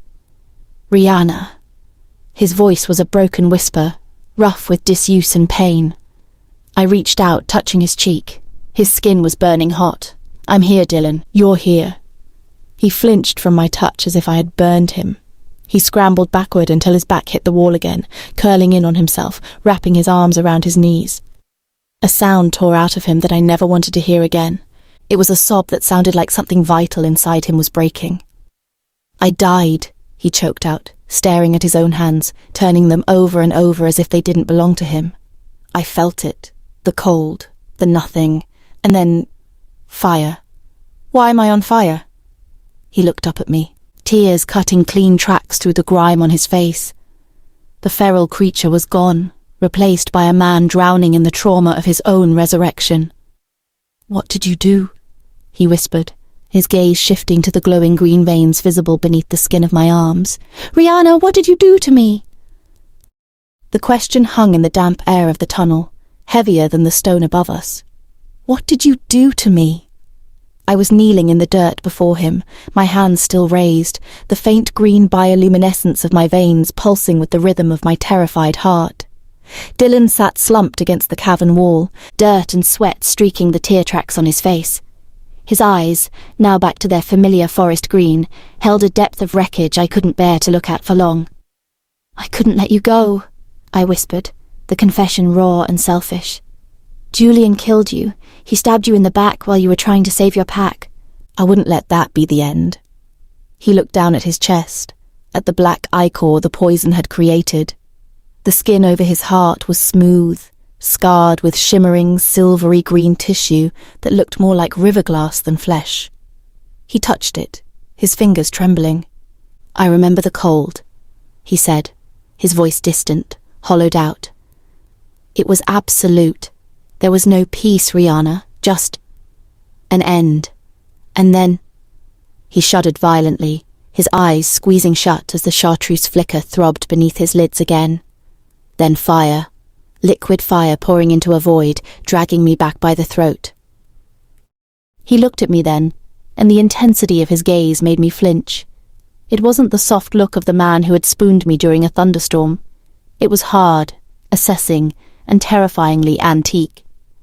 "You didn't just heal me," he stated flatly. "You remade me." "I used the world heart sap," I admitted. "It was the only way to burn out the wolfsbane." He slowly pushed himself to his feet. The movement was too fast, too fluid. He didn't groan with effort. He simply rose like gravity didn't apply to him the same way it used to. He towered over me, casting a long shadow in the dim light.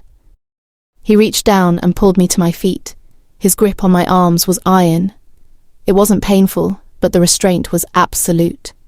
He pulled me close, burying his face in the crook of my neck, inhaling deeply. I felt his teeth graze the pulse point of my throat. Not a threat exactly, but a statement of ownership so primal it made my knees weak. "He thinks I'm dead," Dylan growled against my skin. The vibration travelled straight down my spine. The despair was gone, vaporized by a sudden scorching heat. "My brother thinks he won." When he pulled back, his eyes were dry. The grief was gone, replaced by a cold, crystalline fury that was infinitely more terrifying. "Let's go show him how wrong he is." We returned to the grove in silence. The mood in the cavern changed instantly when Dylan walked in. Laura gave a small cry of relief, but Eli shrank back against the wall, his human instincts screaming at the predator that had just entered the room. Dylan didn't look at them. He walked straight to where Magnus lay propped against the roots, his shoulder roughly bandaged with strips of Laura's shirt. Magnus looked up, his face grey with pain, but his eyes clear. He took one look at his alpha and tried to struggle to his feet. "Stay down," Dylan commanded. The voice wasn't loud, but it resonated in the cavern, carrying an authority that felt heavier, sharper than before. It was an alpha tone honed on the whetstone of death. Magnus obeyed instantly, sinking back with a grunt. He looked from Dylan to me, noting the tension, the strange current of energy that now crackled between us. "You're back," Magnus said, stating the obvious, but asking a deeper question. "I am," Dylan said. He crouched beside his beta, inspecting the wound. He didn't apologize for inflicting it. The feral creature that had done that was gone, suppressed, but Dylan accepted its actions as his own necessary survival mechanism. "We need to get you topside. That needs real stitching." "We're fugitives, Alpha," Magnus reminded him. "Julian has the pack locked down. Patrols are doubled on the perimeter." "Good," Dylan said, a chilling smile touching the corners of his mouth. It didn't reach his eyes. "That means all his pieces are on the board where I can see them." He stood up, turning to face the rest of us. He looked at me last. The connection between us, the renovated mate bond, was a live wire, humming with a power that felt dangerous and addictive. He was terrified of what I had become to save him. I could feel that fear simmering beneath the surface. But stronger than the fear was a desperate, overwhelming need for the power I now wielded. "We aren't running anymore," Dylan declared, his voice cold steel. "We're taking Silvermoon back, and we're going to burn Julian's legacy to the ground." The planning began immediately. We moved our camp to a drier cave system near the surface, one Magnus knew from his time as a woodland runner. It was cramped and cold, but it was defensible.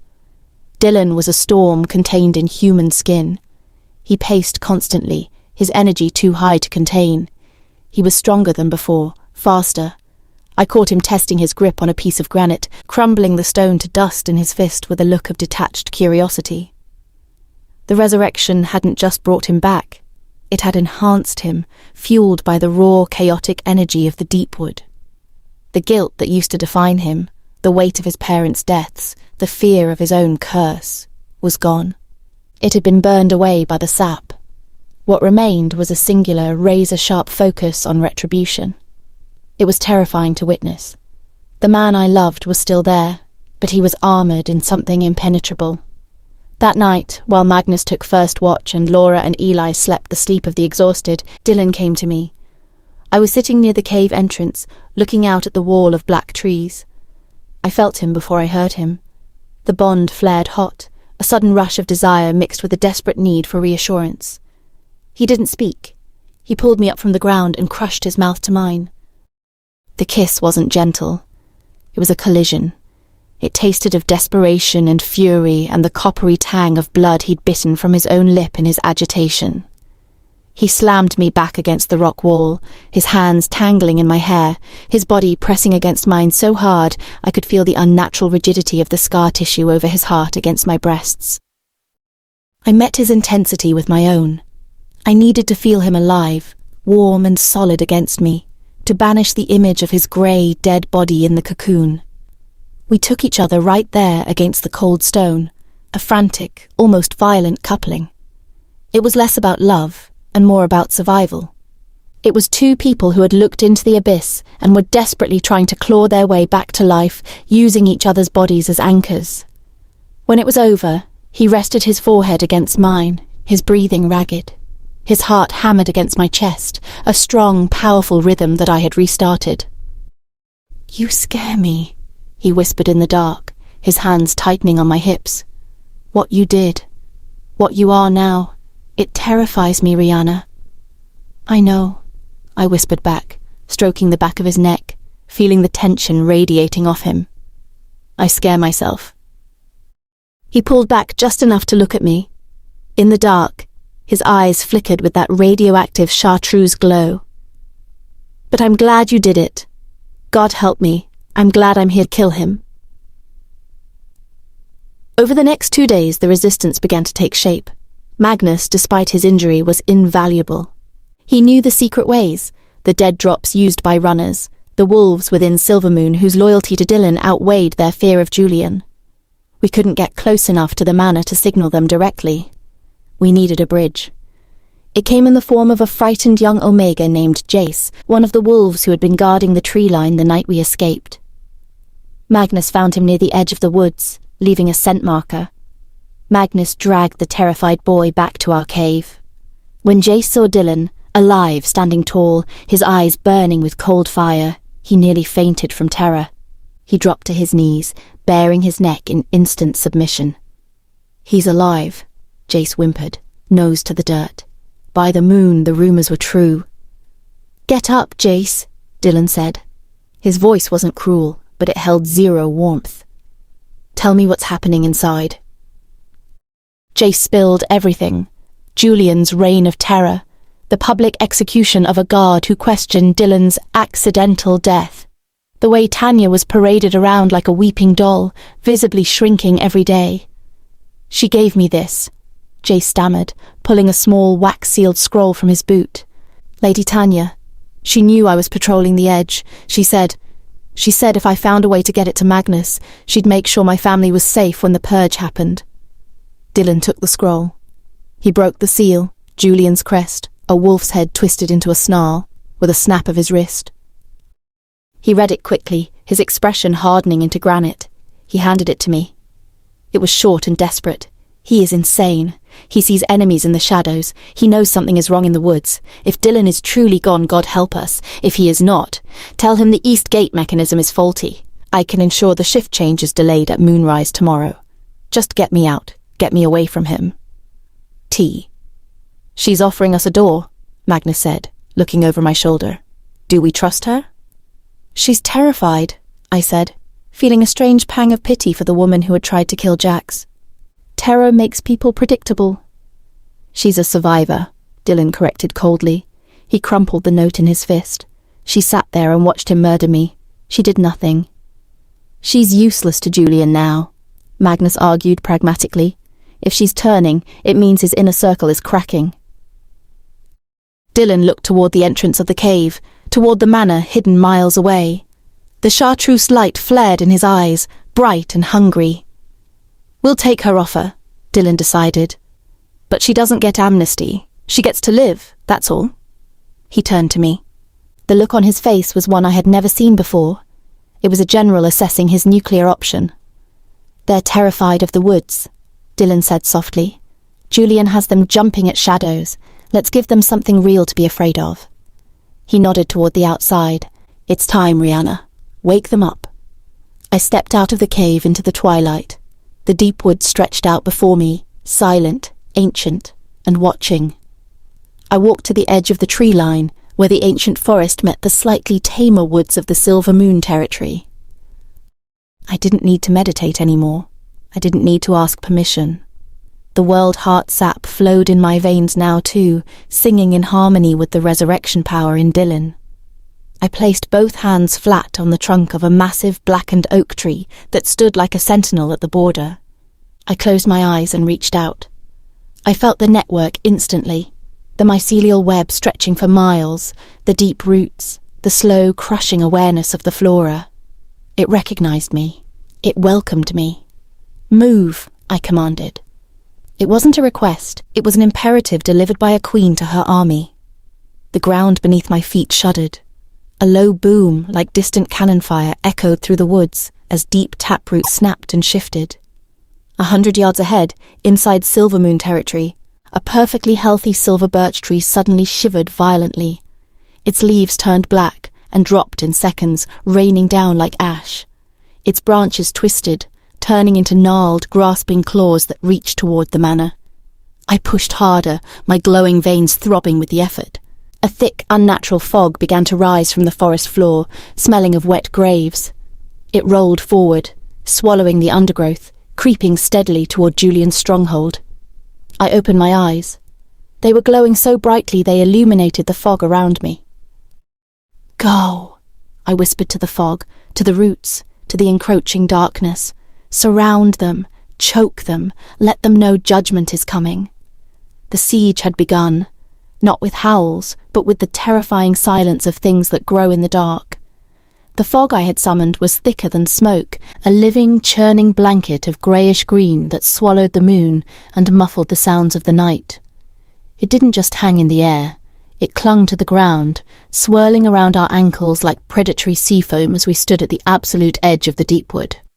In front of us, the untamed forest ended abruptly, giving way to the sprawling, manicured lawns of the Silvermoon estate. There were no walls here, no gates to bar our path.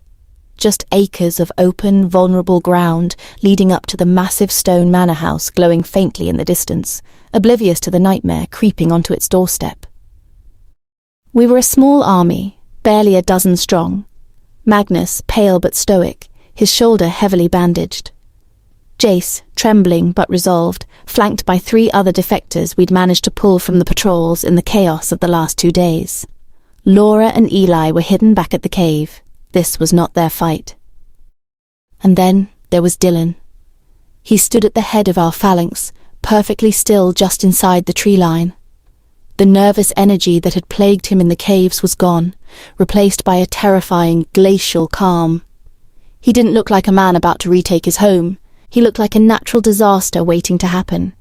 His eyes were currently forest green, but I could feel the radioactive chartreuse simmering just beneath the surface, a feral engine idling.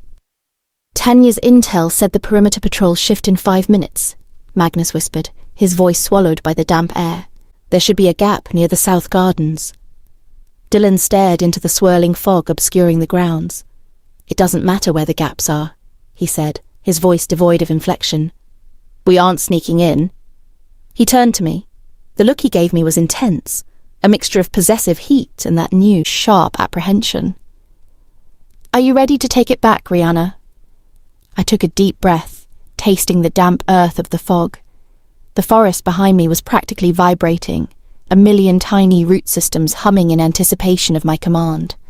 The sap in my veins burned pleasantly. The manicured grass ahead felt alien, dormant, but still connected to the web. "Let it grow wild," I whispered. Dylan nodded once, then stepped out from the shelter of the trees onto the open lawn. He threw his head back and roared. It wasn't a signal to attack. It was a declaration of war. It was the sound he had made in the deepwood, that ancient subterranean bellow that shook the molars of everyone who heard it. It tore through the fog, rolling across the open grounds, slamming against the manor house itself. Instant chaos erupted. Floodlights snapped on across the estate, cutting chaotic swathes through the mist, blindingly white against the supernatural gloom. Shouts of alarm echoed, followed immediately by the answering howls of Julian's guards rushing to intercept the intrusion. "Forward," Dylan commanded, his voice low but carrying over the rising din. He didn't wait for us. He blurred. A patrol of 5 wolves burst through the fog 50 yards ahead, teeth bared, heading straight for us. They didn't stand a chance. Dylan met them in the middle of the open lawn.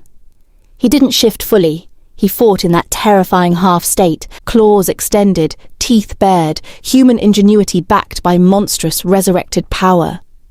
I saw him clothesline the lead wolf with an audible crack, the impact sending the shifter cartwheeling through the air. He didn't pause. He spun, grabbing a second attacker by the scruff of the neck and throwing him casually into the path of a third.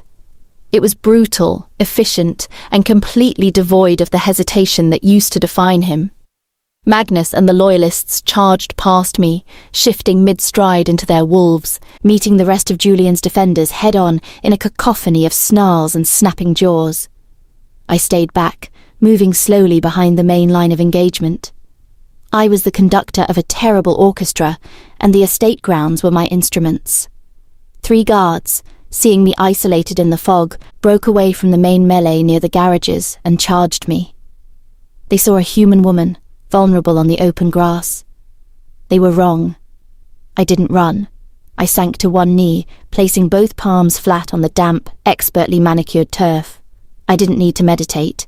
The connection was instantaneous, violent. "Wake up," I commanded the dormant life sleeping beneath the soil.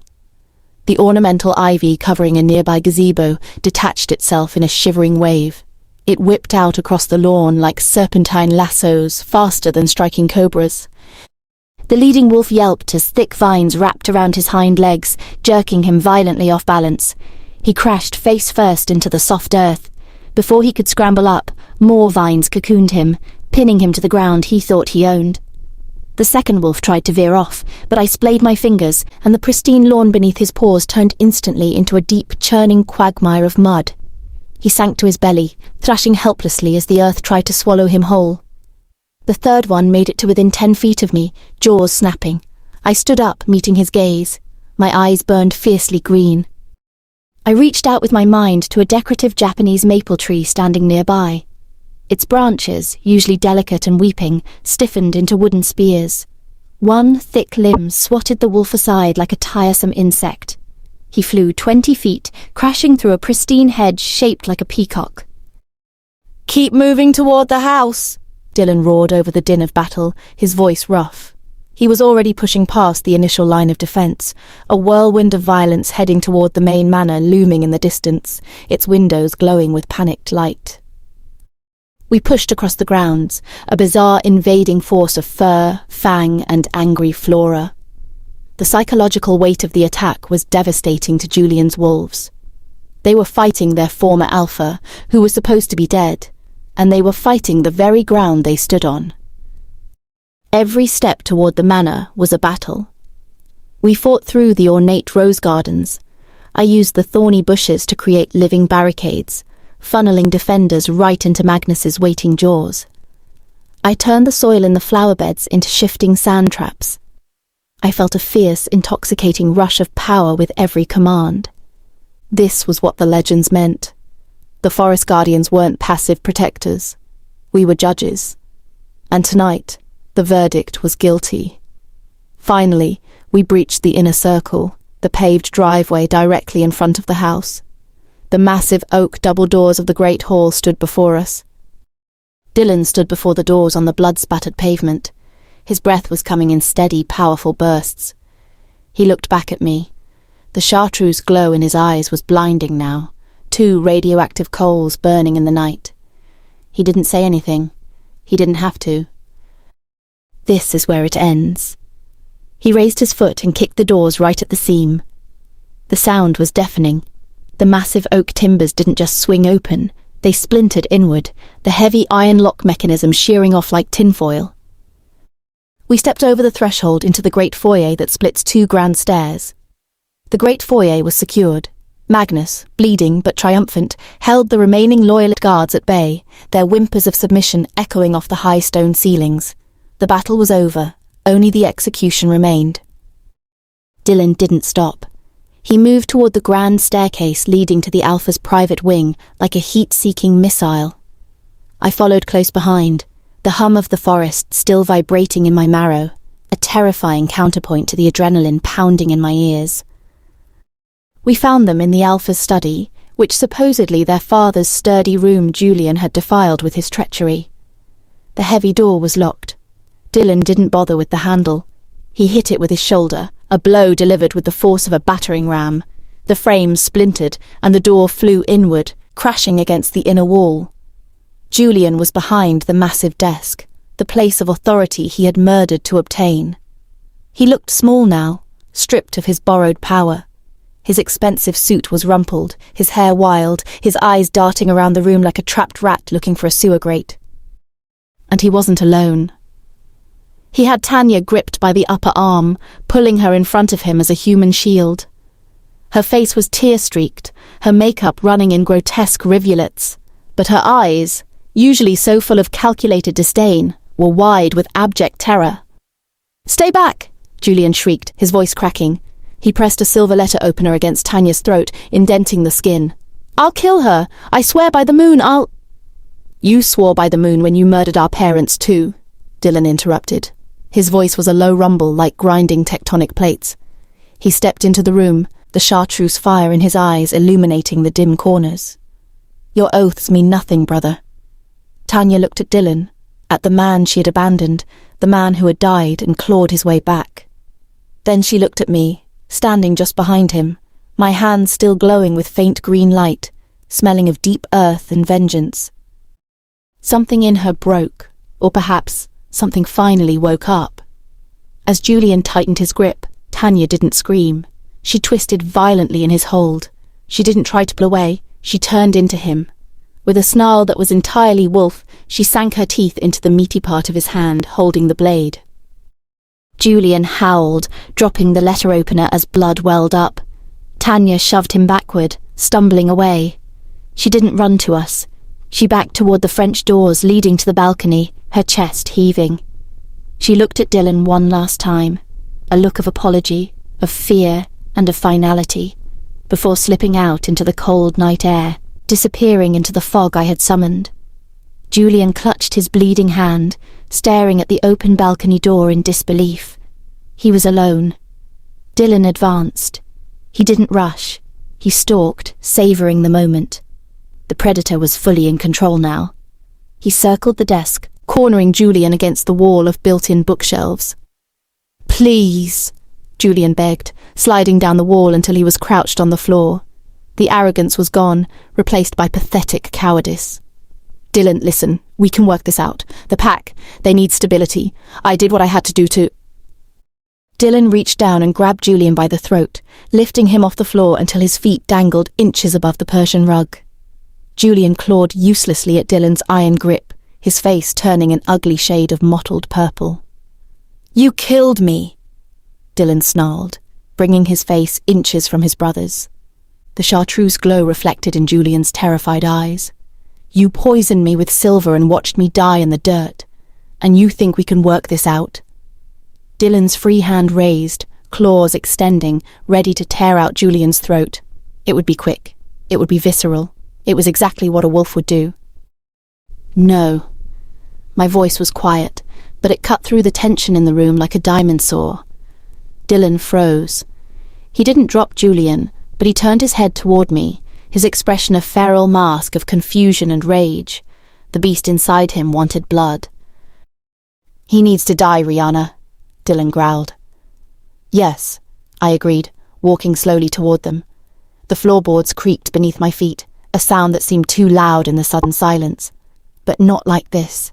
A quick death is too good for him, it's too clean. I stopped inches from them. I looked at Julian, dangling there, gasping for air. I felt nothing for him. No pity, no anger, just a cold, cavernous hollowness where my humanity used to be. The world heart sap had burned away more than just the poison in Dylan. It had altered something fundamental in me too. I was less human woman now, and more inevitability. "You desecrated nature to kill him," I told Julian softly. "You used wolfsbane, a corrupted plant, to murder your own blood. You recognize only power, Julian. So let me show you what real power looks like." I placed a hand on Dylan's arm. His muscles were rigid as steel cable. "Let him go, my love. This is my judgment." It took a supreme effort of will for Dylan to release him. He dropped Julian, who collapsed in a heap on the floor, coughing and sputtering, trying to pull air back into his crushed windpipe. Dylan stepped back to my side, his chest heaving, the battle between man and monster waging behind his eyes. I looked down at Julian. I didn't raise my voice.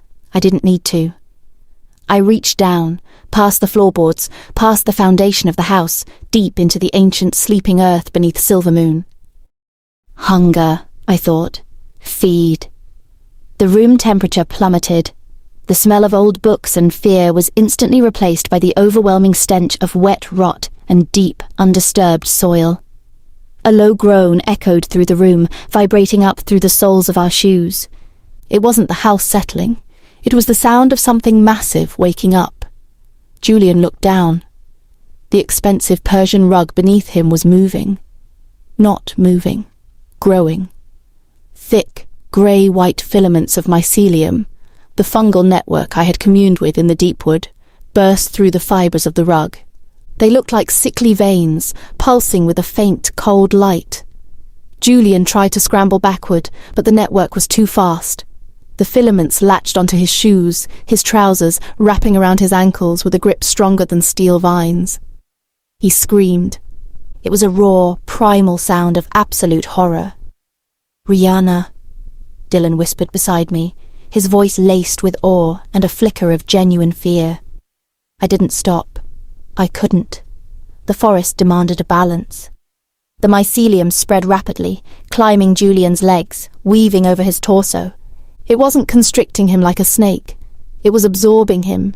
Where the fungal threads touched his skin, his clothes dissolved, and his flesh seemed to grey, losing its vitality, breaking down into base elements. "You wanted to rule this land," I said, my voice sounding strange to my own ears, hollow, echoing with the whispers of a million roots. "Now you will be part of it. You will feed the forest you despised." Julian's screams were muffled as the grey web covered his face, filling his mouth with the taste of the grave.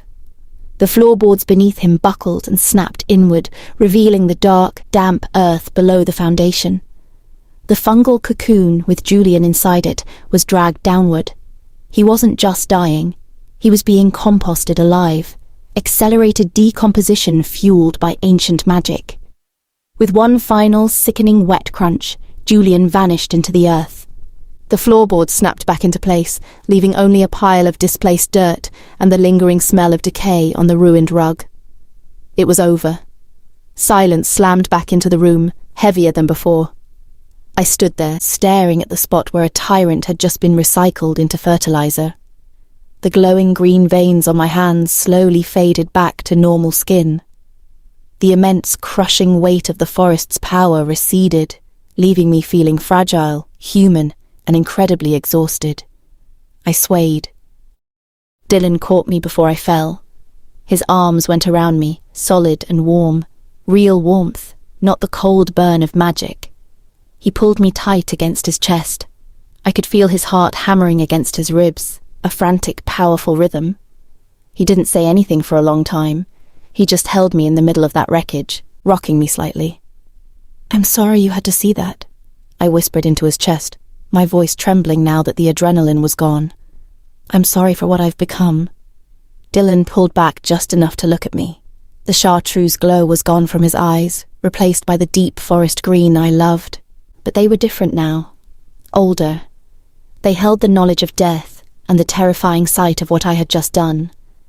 "Don't apologize," he said fiercely, his thumbs tracing the cheekbones I knew were smudged with dirt and fog residue. "You saved me. You saved all of us. You are magnificent, Rihanna. Terrifying, but magnificent." He kissed me then. Not a frantic kiss of survival, but a slow, deep claim. It was a kiss that acknowledged the blood on our hands and the darkness we had invited into our souls and chose us anyway.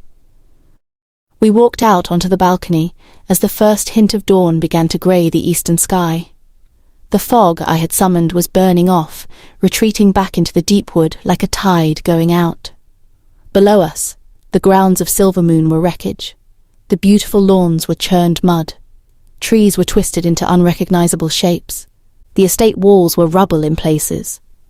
The surviving members of the pack, both our small band of rebels and those who had surrendered, were gathered in the courtyard below. Magnus was down there, directing the cleanup, his presence a stabilizing force. Laura and Eli had arrived from the caves, their faces pale as they took in the destruction, but safe. When Dylan and I stepped to the railing, a hush fell over the crowd. Every eye turned upward. We must have looked like a nightmare. Dylan in his shredded clothes, covered in mud and dried blood, his scars visible. Me, standing beside him, dirt streaked on my face, my eyes probably still holding a faint glimmer of the unnatural green. There were no cheers, no howls of triumph. The look on the faces of the pack below wasn't just respect, it was a deep, primal fear. They looked at Dylan, the alpha who refused to stay dead, and they looked at me, the human woman who commanded the earth to swallow their oppressor whole. I felt a shiver run through me. We had won, but at what cost? We weren't the same people who had fallen in love trading sassy remarks in the hallway. We were monsters now. We were the things that went bump in the night. A darkness hung over us, a heavy mantle of trauma and ancient dangerous magic that we would wear forever. Dylan sensed my shift in mood. He didn't try to hide from the fear below. He reached out and took my hand, lacing his fingers through mine. His grip was iron, unbreakable. He looked down at his pack, his expression hard, uncompromising, and utterly regal. He owned the fear. He accepted it as the currency of our new reign. Then he looked at me, and the hardness softened just enough. He squeezed my hand. "We broke it," he murmured, looking out over the ruined grounds and the terrified faces of our people. "Now we have to build something better." The sun crested the horizon, bathing us in sudden, blinding gold. It didn't erase the darkness of what we had done, nor did it fix the broken pieces inside us. But as I stood there, holding the hand of the man I had literally ripped back from the grave, I felt the first true stirrings of hope. We were scarred. We were dangerous. We were the Alpha and his guardian witch, call it you like, feared by our own kind. But we were alive, and we were together. I squeezed his hand back, looking toward the rising sun. "Yes," I said, feeling the truth of it settle deep in my bones. "We will." It wasn't a fairy tale ending, but as the warmth of the sun hit my face, I knew it was the only ending that mattered. It was ours.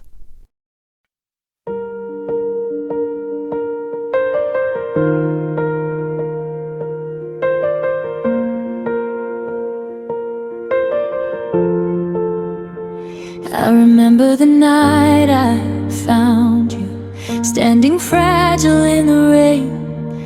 You were hiding all your battles, wearing heartbreak like a chain. But I saw the light behind your silence, felt your trembling in my hands. And I swore right there in the darkness, I would love you as you stand. Not just when the sun is shining, not just when your smile is wide. I'll be there when hope is fading, when the tears you try to hide. Even when the sky falls down, oh, even when the world gives up, when the oceans rise and the stars burn out, I will hold you through it all. If the ground beneath us breaks, if our hearts begin to shake, I will choose you every day. Till my last breath fades away. Even when the sky falls down, I am yours without a doubt.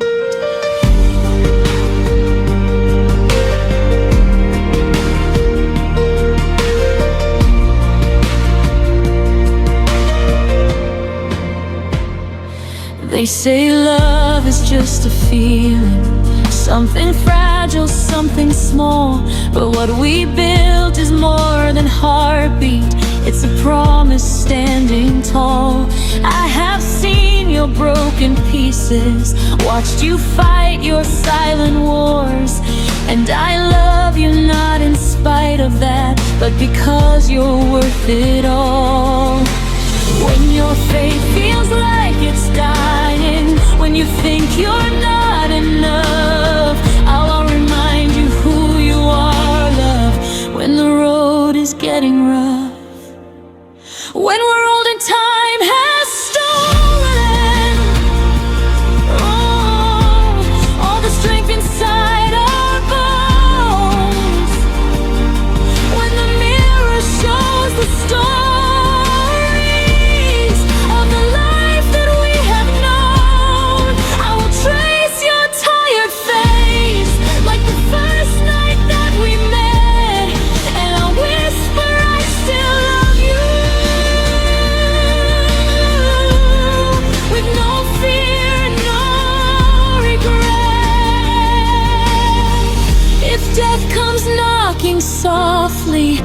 tries to pull me far, just know my soul will find you, no matter where you are. So take my hand and don't be scared. There's no end to what we are. Even when the sky falls down, I will love you past the dark.